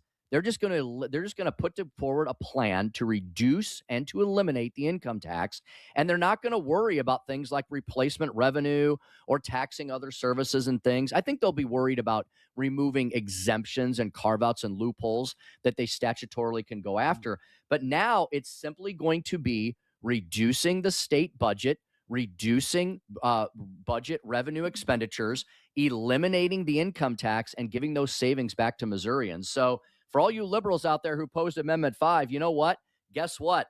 I think revenge might be served cold with you when we start talking about massive budget cuts in the near future, which need to happen anyway. Our budget's gotten completely out of hand. So, Mike, I'm going to tell you right now today that income tax elimination is going to be front and center in the 2027 legislative cycle. And in conjunction with that, I believe that Governor Kehoe is going to finally challenge Missouri lawmakers to make Missouri the next universal school choice state. Yeah, I know school choice is going to be a big one. And there were some changes coming to the legislature that, with Curtis Trent being upset, he was beat by somebody who's not school choice. So we don't know how those dynamics are going to go. But let me ask you about the tax thing. I want to come back to that for a second, Tim. We're visiting with Tim Jones, former Missouri Speaker of the House. Obviously, you can hear him every afternoon here on News Talk STL. With an 80-20 or 83-18 or 80-17 margin on this, is it reasonable to think that there might be some Republican lawmakers who say, I'm not sticking my neck out on another tax cut? That thing just got beat. I mean, we understand the intricacies of it, but by the time the media jumps all over you, what they're hearing is voters said no to cutting income tax. Why are you trying to do this? You're flying, in the face of what the voters just said. That's the narrative that's going to be out there. Yeah, and again, that's not what voters said, and I can prove it through history. The last 3 legislative sessions, the Missouri House of Representatives has overwhelmingly passed a version of a plan that would eliminate income taxes. And those same legislators have gotten reelected time and time again. Now, those plans were not as broad-based as Amendment 5. They were much simpler in their former scope. They rely on the increases in budget revenue to fund income tax relief towards Missourians, which is what we should be doing. We should not be letting our budget grow so unchecked that we then take that revenue and apply it to new programs or add it to new program lines. As the budget grows, the private sector shrinks in Missouri, and we've seen that over the last several decades. I continue to argue Republicans have not been Republican enough. Missouri apparently has a lot of Republicans, apparently has a lot of populists. I wonder about how many actual fiscal conservatives we have. I will tell you we have a strong majority of them in the Missouri House because they have, once again, they have passed a significant income tax elimination plan over the last 3 or 4 sessions. I was speaker when we dared to cut the income tax in Missouri for the first time ever in Missouri history back in 2014. And every single Republican got reelected, every incumbent got reelected after that cycle. So I think there's a strong desire to eliminate the income tax. But what people were unsure about is how Amendment 5 was going to do that long term. They were worried about the shift from income tax to a consumption tax system. We won't be able to do that statutorily. And that is probably the thing that voters most keyed upon and rejected. But again, we saw it in the polling data that I saw. We heard it on the streets. We heard it at our town halls. Oh, yeah. I absolutely want to eliminate the income tax. I just don't know if I quite understand what Amendment 5 does, and I'm unsure about that uncertainty. So I think what we learned this year was that there's a thirst to eliminate taxes in Missouri, but it has to be done in a very clear, very understandable, very straightforward plan. And I think that's what the Missouri legislature is going to do. Okay, so obviously this is one that, of course, Tim, also, you're still, director of the state director for the Freedom Caucus in Missouri here. My official title is Missouri Director for the State Freedom Caucus Network. So I am the advisor to the Missouri Freedom Caucus. Yes. Okay, so last minute or so we've got, Tim, obviously when you're developing the priorities for 2027, there's the things that we believe should be done, and then there's obviously the art of the possible, the things that we think can be done. I'm not trying to put you on the spot to say what are the Freedom Caucus's priorities, because we'll get that probably closer to December or so. But what are the areas that you want your colleagues in the Freedom Caucus to look at and say, listen, there's still an appetite for this. This is what needs to be done. You've mentioned tax cuts already. What are some other areas that Missouri needs to look at? Mm-hmm. Yeah, and first of all, I just want to say the Missouri Freedom Caucus had an excellent night. As bad as the amendment result was, as far as candidates go, I predict that the Missouri Freedom Caucus is going to grow its numbers. The Missouri Freedom Caucus is the movement conservative legislators of the state. They are not the rage mob, anti-everything crowd. They're not just opposed to everything. They want to actually get conservative legislation across the finish line, and so people are attracted to that.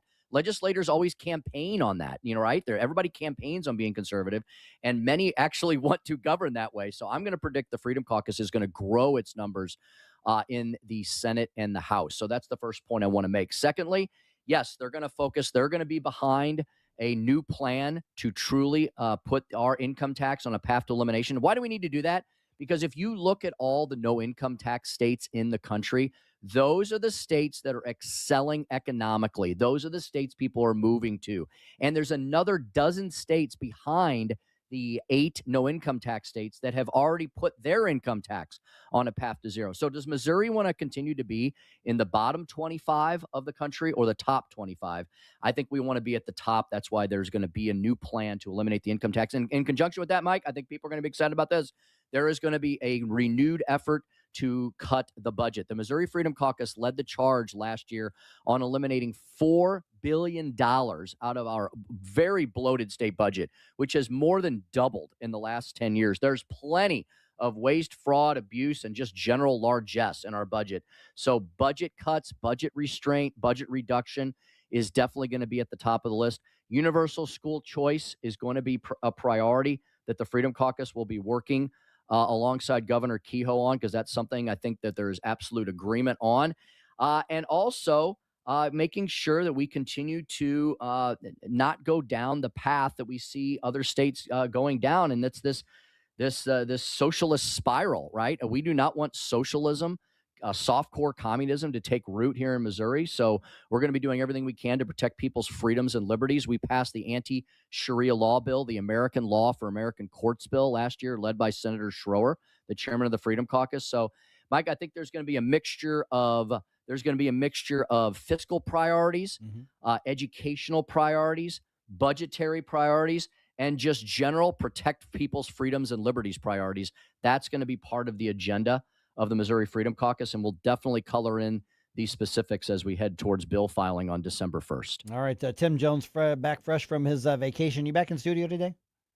I will be back in studio. Chris Arps and I both back in studio today. At the same time? I know, it's weird. Lightning's going to strike this afternoon, indeed. Yeah, Katie bar the door. We're going to be speaking with David Stokes this afternoon, Mike, and Dr. Randy Tobler, of course, a frequent flyer here on News Talk STL. I've heard of that guy. All right, Tim Jones, thanks a lot, man. We'll talk to you soon. Thanks, gang. All right, and don't forget this Friday, Susie and I are going to be at Mario's Donuts, and we are bringing back some goodies for Jerome once we get back to the studio, because he has to keep us on the air. So we're going to be there doing the show from Mario's, 5:30 to 9. Come on out. Come on, say hi. Let's take some pictures, do some hashtags, enjoy some coffee, and those donuts. Oh, my gosh, those donuts. That's Friday. More details are at NewsTalkSTL.com. Right now. Have had enough of this. Turn my eyes to your indifference. Stop right now before you blow us all away. Mike Ferguson in the morning. A cross between Socrates and Dirty Harry. On News Talk STL. Get up, this is your cousin Bob. Hey, Columbo here, ready to take your next shot? Then head to Bluff City Outdoors, your destination for the best archery gear, from traditional equipment to compound bows to high-performance crossbows, all from the biggest names in archery like Hoyt, Matthews, 10 Point, and more.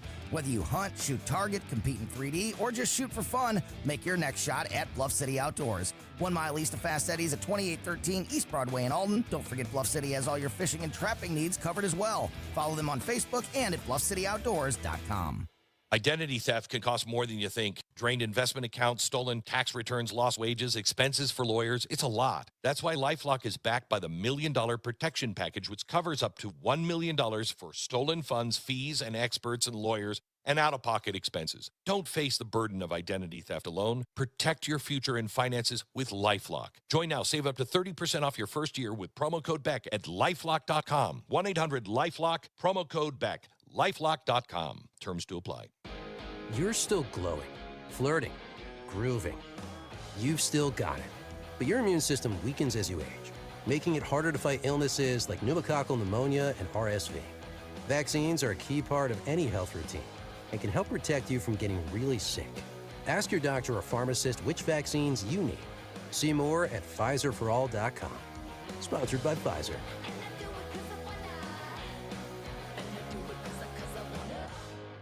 Country Mart in St. Clair's Big 16-hour sale is this Saturday, August 15th. Family pack ground beef, $3.99 a pound. Sweet red or yellow peppers, 10 for $10. Large eggs, 99 cents a dozen. Hardwood charcoal, 16-pound bag for $5.88. Butter quarters, 2 for $5. 8-piece fried chicken, $9.99. Hurry while supplies last. No rain checks. See all items on our Facebook page. Country Mart, 925 Plaza Drive in St. Clair. I think we should be able to have a civil conversation. The news and talk that matters to St. Louis. This conversation has completely made me crazy. This is complete insanity. News Talk STL.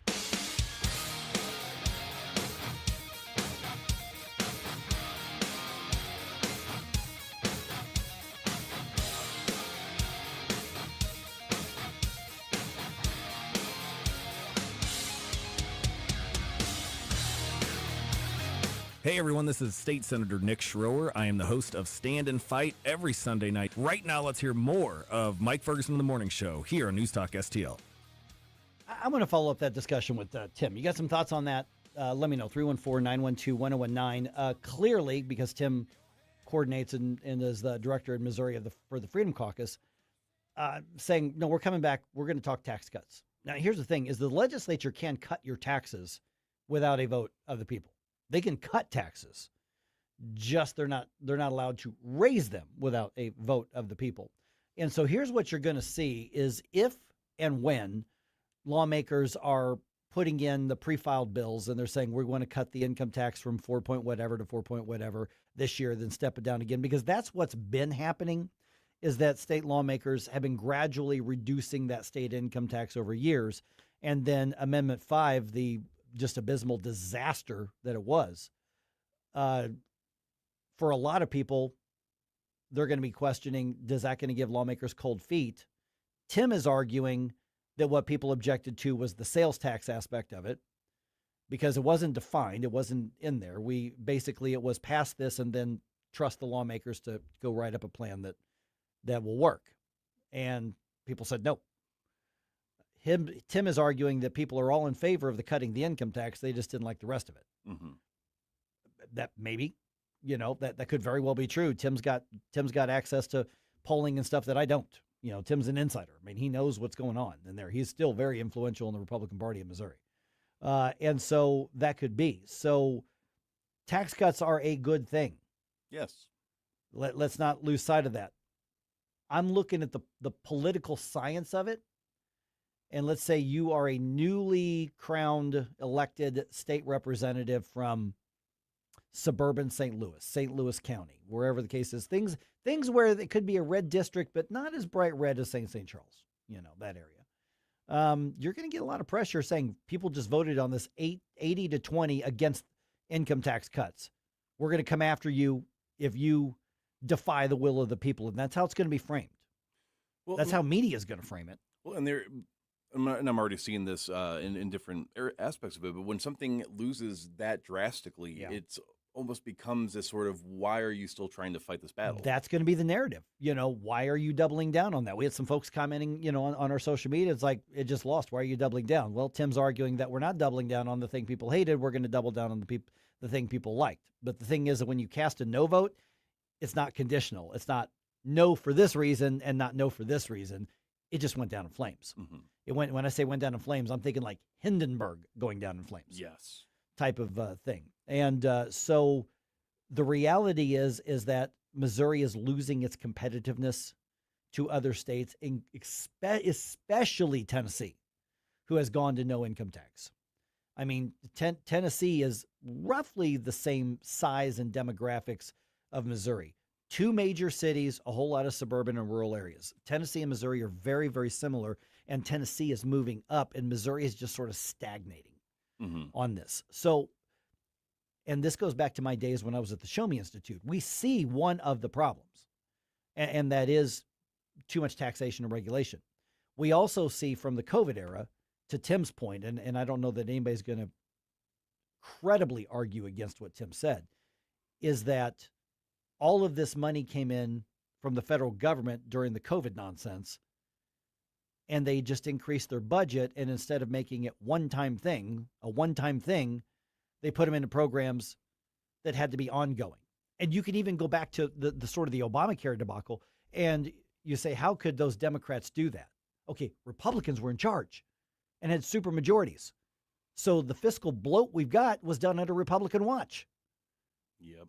And that's why I was kind of encouraged to hear Tim say, we're going to be looking at moving the Republican Party back in a more fiscally conservative direction. And the thing is that tax cuts are easier to sell, Amendment 5 notwithstanding. Budget cuts are hard to sell because somebody can say, look at this program, look at this person, they're going to lose, quote unquote, their money. Well, it's my money. And there is a lot of bloat. There is a lot of waste. And you can recover a lot of that through getting rid of some of the tax credits. I mean, you can get rid of that by getting rid of some of these tax credit programs. Mm-hmm. That's only a part of it, though. But when you're talking about hundreds of millions or even billions of dollars, it's hard work, and you have to be out there and sell it, because I'm telling you right now, the stories are probably pre-written at the Post-Dispatch. They're probably pre-written at the Business Journal. They're probably pre-written at the Missouri Independent. They're probably pre-written at KSTK. Republicans, despite the will of the voters being displayed in August, say they want to cut taxes. And then they'll find, somebody who's on oxygen tanks, and they're going to lose their whatever. Well, probably not. But it is harder for a Republican and conservative to go say, no, the principle is less government, the better, the more people flourish, the more opportunities people have.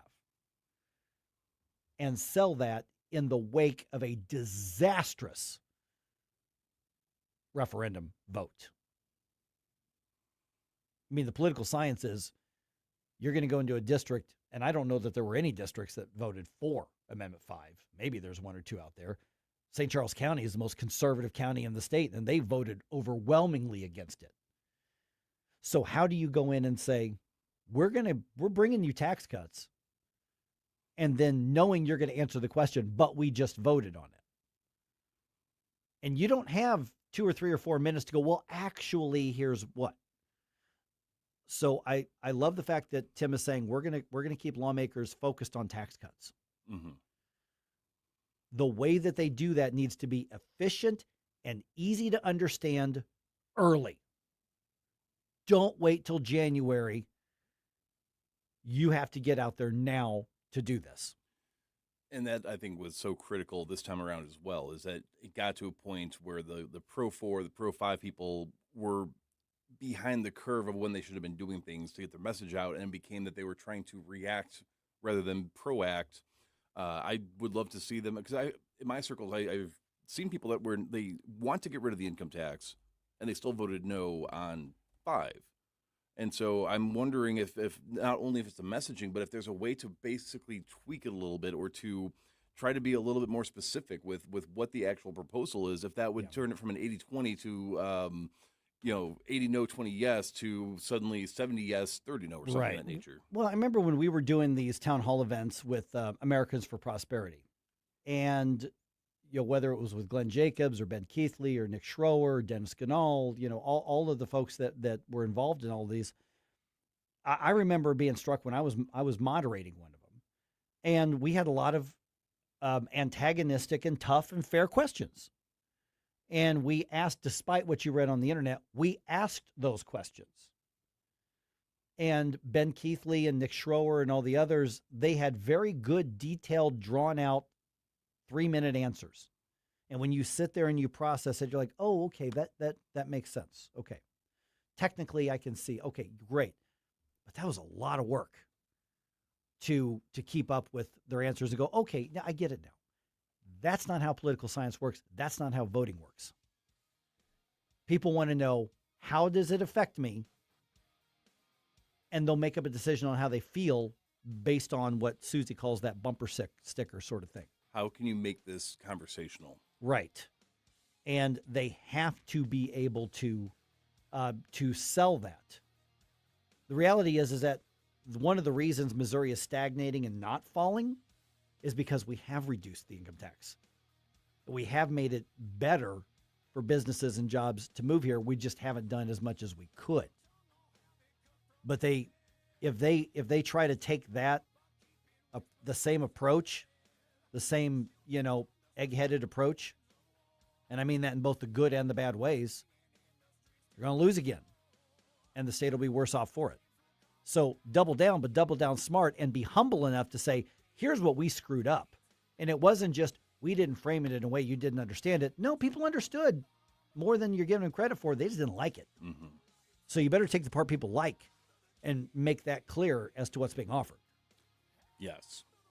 You should also like the Mike Ferguson in the Morning live streams. We are on Rumble, Facebook, YouTube, and X. The podcast will be on all of your favorite podcasting platforms. You can join in the conversation. I do keep an eye on the chat box, and we've actually got a few new people that are returning. So clearly we're doing something right because they're not swearing us off. But go ahead and check us out, Mike Ferguson in the Morning, on the News Talk official accounts on Rumble, X, Facebook, and YouTube. And subscribe and drop us a like. Again, but it's too late to atone. No mercy from the edge of the blade. Dare escape and learn. Mike Ferguson in the Morning. People talk about federal money as if it falls from heaven. We thank heaven for it, but it came out of people's pockets. On News Talk STL. Okay, right now I'm going to talk to just a small pocket of people here. This is not for everybody. We got a lot of great stuff to talk about here, but I'm talking to those of you who aren't afraid of a challenge, aren't afraid of trying something new. Now, listen, if you're a scuba diver or you're a snorkeler or you using that, you already know about Great American Divers. GreatAmericanDivers.com. Mike Ferguson here for my friends at Great American Divers in St. Charles, a veteran-owned business, and also discounts for veterans and emergency service frontline workers as well. Here's the thing: are you up for a challenge? You have to try something that's tough in a good way. That's fun.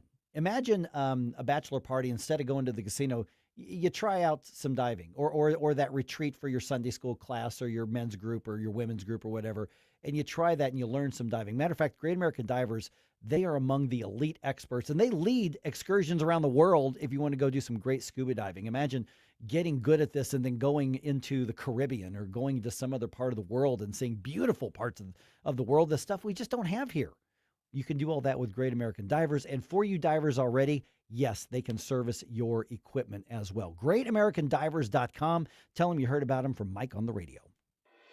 From the News Talk STL Weather Center. Meteorologist Shan Scotch with your first alert forecast. We're tracking temperatures back towards the upper 90s this afternoon. Still in a first alert weather day today and tomorrow for dangerous heat. Things are looking decently dry. Might see an isolated shower storm possible later this afternoon. Most of us dry. Feels like temperatures over about 105 degrees to 110 degrees possible today and tomorrow. Could see some chances of some isolated strong to severe storms as well Wednesday afternoon. Tad bit of a cool down Thursday and Friday, still looking hot for this time of year. In the First Alert 4 Weather Center, I'm meteorologist Chance Gotch. Fox News commentary with Jason Chaffetz next. My name is Whitney Allen, and I'm a widow. My husband, Ryan, died. We never thought we'd ever have to use life insurance, but the unexpected happened. With Ethos, signing up was fast and 100% online. You can get a quote in seconds, apply in minutes, and get same-day coverage. No medical exams, and you can get up to $3 million worth of coverage. I'm grateful we were prepared. Get your free quote at ethos.com/term. That's ethos.com/term. Paid spokesperson. Time spent on application may vary. Online health questions required. Jason Chaffetz lays out the goals of the far left wing of the Democrat Party. They want to tear us down from everything, getting rid of the presidency, getting rid of the United States Senate, getting rid of the courts, getting rid of privatized health care, taking over the means of production in this country, getting rid of private property rights. Other than that, it's just great. They do that and say, oh, they love America. No, they don't. Shame on Republicans if they can't put any one of those issues out in front, push all the Democrats to try to answer those questions. Nancy Pelosi, Bernie Sanders, Chuck Schumer, Joe Biden. They did not usher in the next generation. That's a failing, I think, of the Obama administration, but it really is of Biden. He held on too long, and now you got these crazy town people that are trying to run the party and the country, and it's scary because some of them might actually win. For more commentary like this, go to foxnewspodcast.com. News Talk STL is proud to have Doug Voss of Safe Money Radio as part of our lineup each week. Doug has been a staple on the St. Louis radio airways for many years as one of the leading financial experts in the area. You can now hear Doug and Safe Money Radio every weekend on News Talk STL. But in case you miss anything, you can check it all out at DougVossSafeMoneyRadio.com. What else do our listeners need to know, Doug? Simply put, I focus on helping pre-retirees and retirees build, preserve, and protect retirement assets, and I've been helping my clients solve their insurance and financial needs for the past 33 years. I also strive to educate my clients on how to prepare for retirement, minimize the impact of market volatility on their assets, and deal with the challenges of increased longevity. Call me today at 844-676-SAFE. That's 844-676-7233. Doug Voss is a registered representative. Securities offered through DHL Securities, LLLP. Member FINRA and SIPC. News, analysis, opinion. People are tired of these crazy failed policies. At the end of the day, we are going to disarm Hamas. The only thing that matters is action. 101.9 and 94.1. Number one for conservative talk. News Talk STL.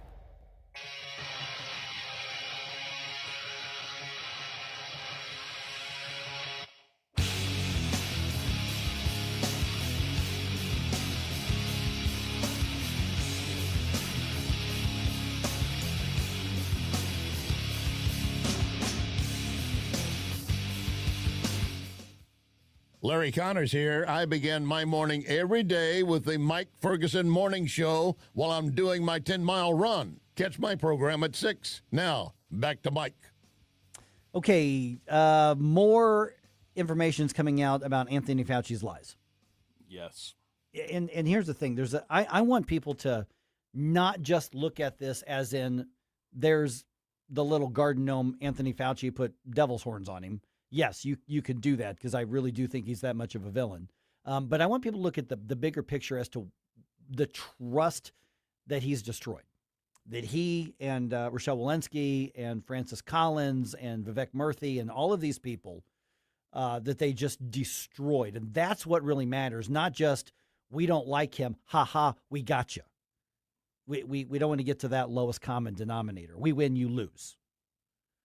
Think about the effect, because now we've got more information because under Fauci's tenure, he was issued, as most high-level government employees are, issued a phone by the government. This is your work phone. Well, guess what? All those voicemails and text messages and stuff that was done on that belongs to us. And they're sorting through thousands of these and hundreds of voicemails. And one of the things that we have now uncovered is another one of Fauci's lies. And this one's really insidious.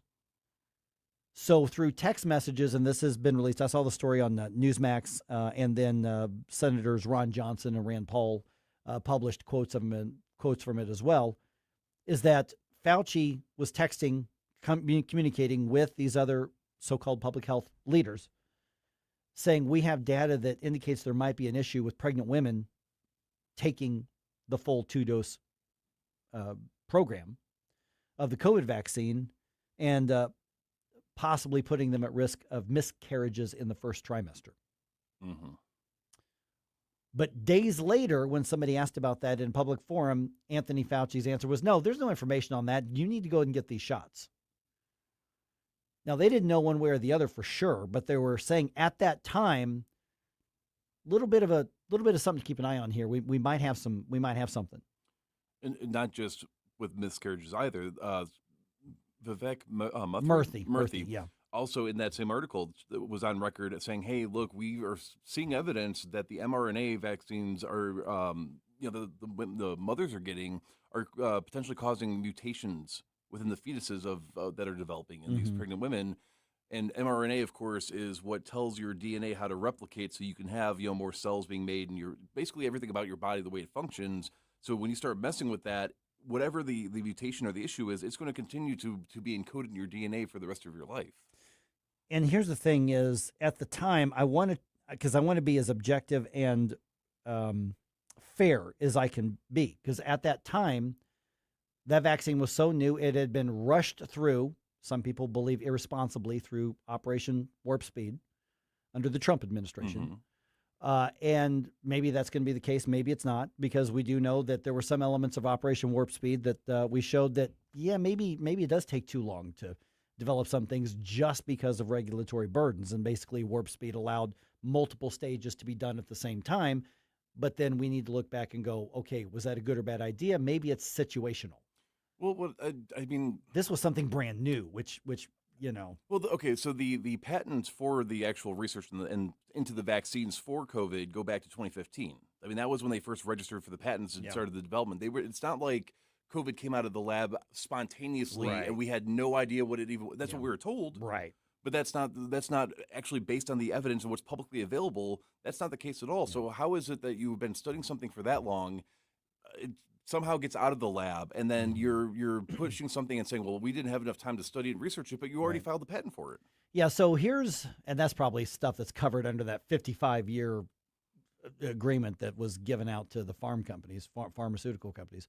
So with Fauci here, what we have is we knew that there's a possibility, because at the time they didn't have proof, but they knew that there was enough information to know that there could be a risk, an enhanced risk, maybe a small one, but an enhanced risk of women who are pregnant, first trimester in particular. And then publicly says the exact opposite of what the so-called health leaders are saying. Now, regardless of what side you are, if you're pro-Fauci or anti, I don't know how anybody could be pro-Fauci at this point, other than the Post-Dispatch, and they're just nonsensical on these things. That's a level of outright deception and more worried about your narrative than you are about the facts. And let me go back to where I started with, and the whole point of this, because I could spend 9 minutes just ripping on Fauci. I could spend 3.5 hours a day ripping on Fauci. Oh, yeah.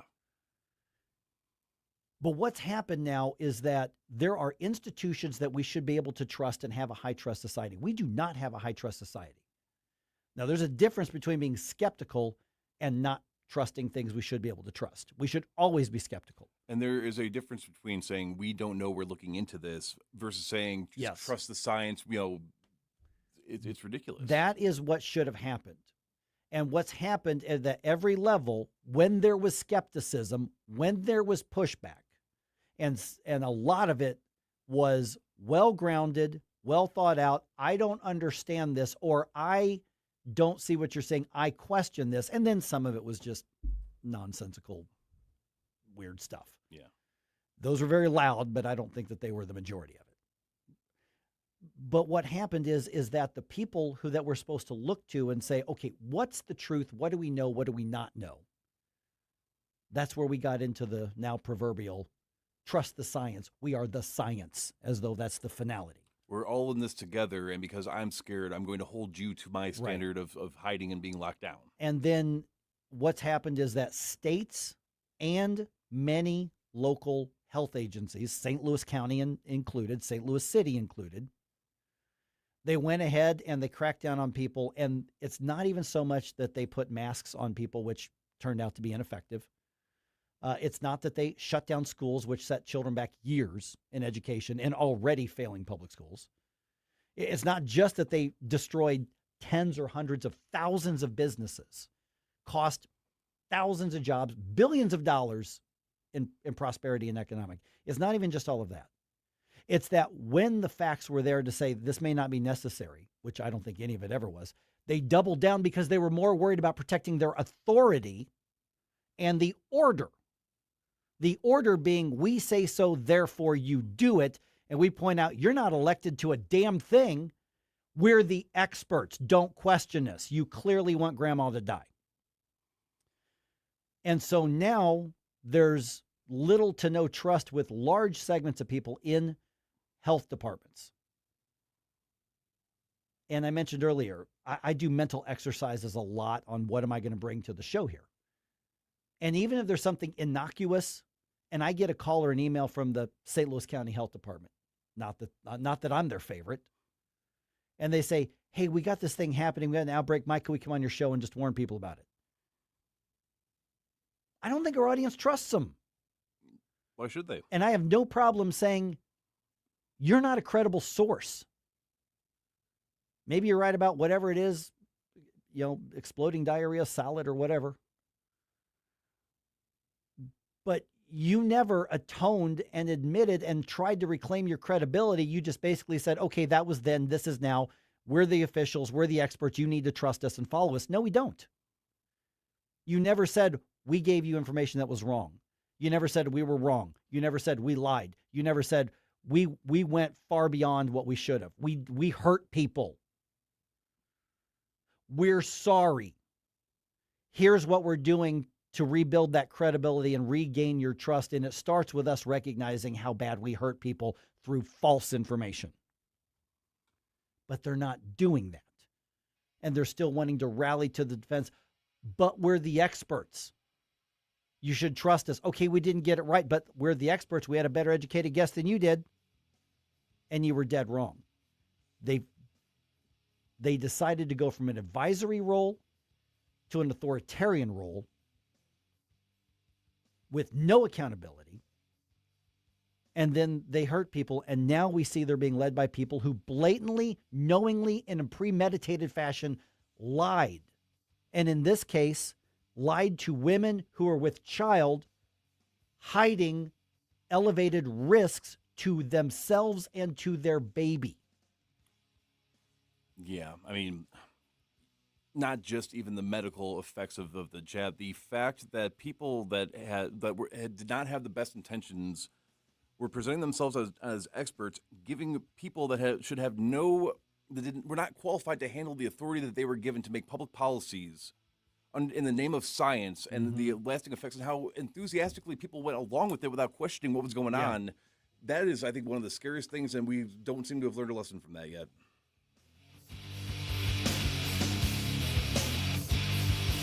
License number GL250000615. Hey, Dad, what causes drains to clog? Grease, hair, soap scum, and tree roots. Tree roots? This town has old pipes and big trees. They find each other. They grow inside pipes? They bust into pipes. Whoa. Once they're in, the water stops flowing. Can we fix it? The big green grasser machine can fix any clog. Green is always grasser at grasserhomeservices.com. Mark your calendar for the annual Leadership for America Dinner 2026, Friday, September 25th at the St. Charles Convention Center Grand Ballroom. Join NewsTalkSTL for an unforgettable evening featuring keynote speaker Nick Shirley, the independent journalist who exposed the alleged fraud in Minneapolis, plus additional speakers and guests, dinners included. So come hungry for great food and bold ideas. For tickets and more information, visit NewsTalkSTL.com. Hey everyone, this is Jesse from Reach Reproductive Health, and I need you to mark your calendar because on October 22nd, it's going to be a big night in St. Louis. It's going to be our second annual Reach Gala, and it's happening at the factory. Incredible live music, powerful speakers, a night to celebrate life, and to support the Reach mission. Stay tuned to find out who's taking the stage. I promise you won't want to miss it. Registration is open right now at outreachforlife.org/gala. Colombo and Company. Trump's new executive order faces backlash, and the president wants the Supreme Court to rule on his ballroom. We'll discuss these issues Tuesday with our legal expert, Susie Moore, plus AI with Mike McClary. Live and local, weekdays at 2 on NewsTalkSTL.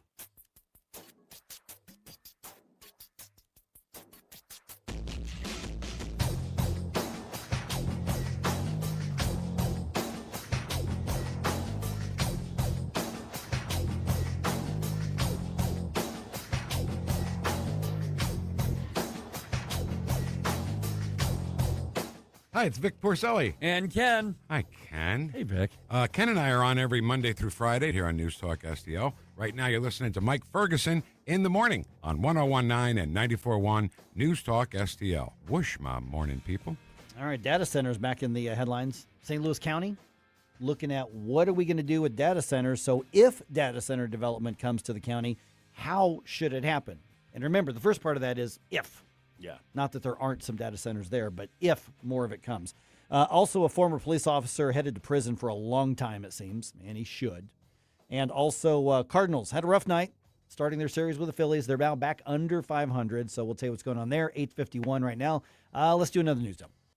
The Morning News Dump, brought to you by Great American Divers. Wake up, America. It all worked out. They got all the news. The Morning News Dump.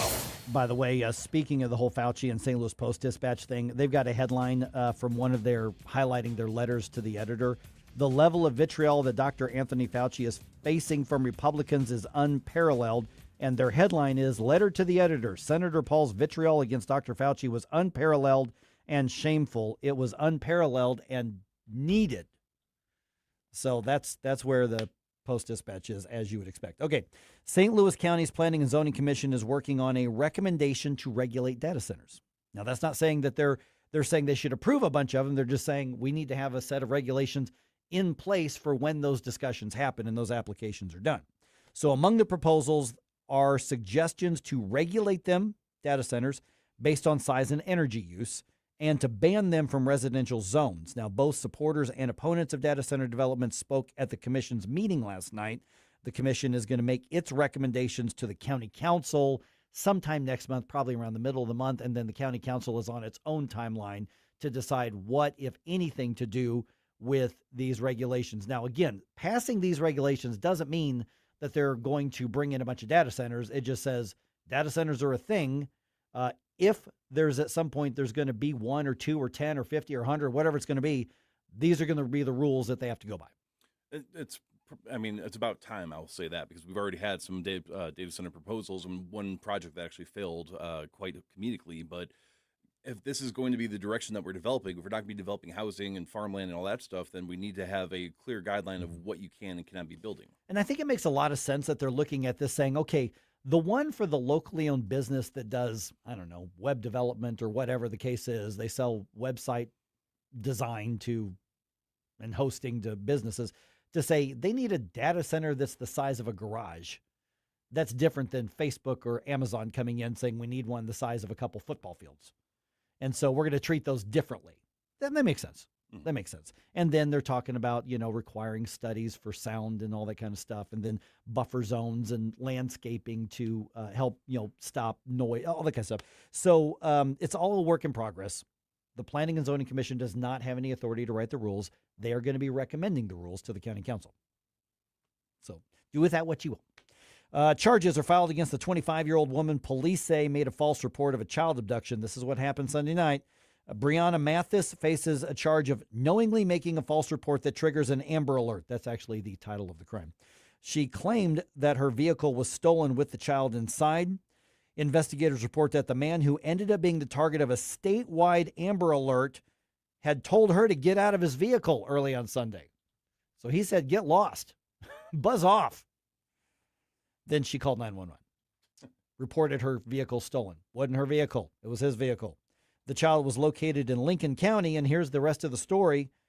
Turns out that child has lived with relatives since January after being taken into state custody and removed from the custody of the mother, Brianna Mathis, who created all of this problem.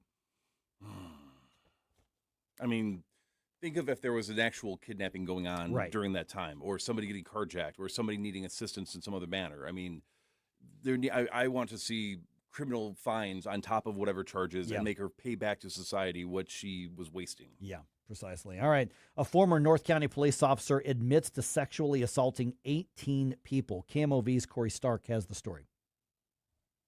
Oh. Am I up? Let's try that again. All right, I'm up. Yep. We alerted you about Marcellus Blackwell's crimes 3 years ago while he was an officer with the North County Police Cooperative. Blackwell admitted to sexually assaulting 18 men, often during traffic stops or arrests. This happened between 2022 and 2023. Well, prosecutors say many of the victims were taken to a remote location when Blackwell would deactivate his body camera and assault them. Prosecutors are asking for 30 years behind bars. And he's going to get that sentence sometime next month. You know, it's one thing to be a pervert. Mm-hmm. It's another thing to abuse your authority, literally of life and death with a gun, like police officers have, and do that to anybody, much less 18 people in such a premeditated fashion. Almost all cops do it the right way. There are way too many cases where we've had cops abuse their authority, and usually there's somebody to witness that or the body cam or something like that. This guy abused his authority as a police officer in one of the worst ways I think I've heard of in years. Yeah, cases like this are why when people mention that we need to be a nation of law and order, no, we need to return to being a nation of morals and ethics. And I truly, my heart goes out to the victims that were put in that position. This and is now have to horrible. wonder every time an officer's around them if it's going to happen again. Yeah, because, you know, what's happening and they know is wrong, they know is illegal, but they also know there's nothing they can do about it because he's got the badge, he's got the gun, he's got the handcuffs. Mm-hmm. This is He's got your horrible. information. He's got every yeah, absolutely. All right, let's lighten up just a little bit. Obviously, the Save America Act did not pass, as we've talked about. Senate is now in recess. President Trump is irritated with that. A lot of Republicans are irritated with that, including Senator John Kennedy out of Louisiana. He was on Hannity on Fox last night. I was proud when we passed the Lindsey Graham Russian sanctions bill with 86 votes. But there are other times when the Senate is like high school, but no one ever graduates. And so Republicans say, one, we just don't have the votes, but two, we can do some of the Save America Act and the Reconciliation Act, and I think everybody is well-versed on that at this point. All right, Cardinals end up losing last night. They started a series with the Phillies at Busch Stadium. Final score was 6-5. Basically, Phillies ran out to a big lead, and Cardinals rallied towards the end, but they just couldn't finish off the win and come back. Game 2 tonight, 6:45. I think an hour ago, I think I said it was 8:45 by mistake. 6:45 at Busch Stadium tonight. We'll see how that goes. Cardinals are back up into third place just because the two teams behind us are that much worse than the Cardinals right now.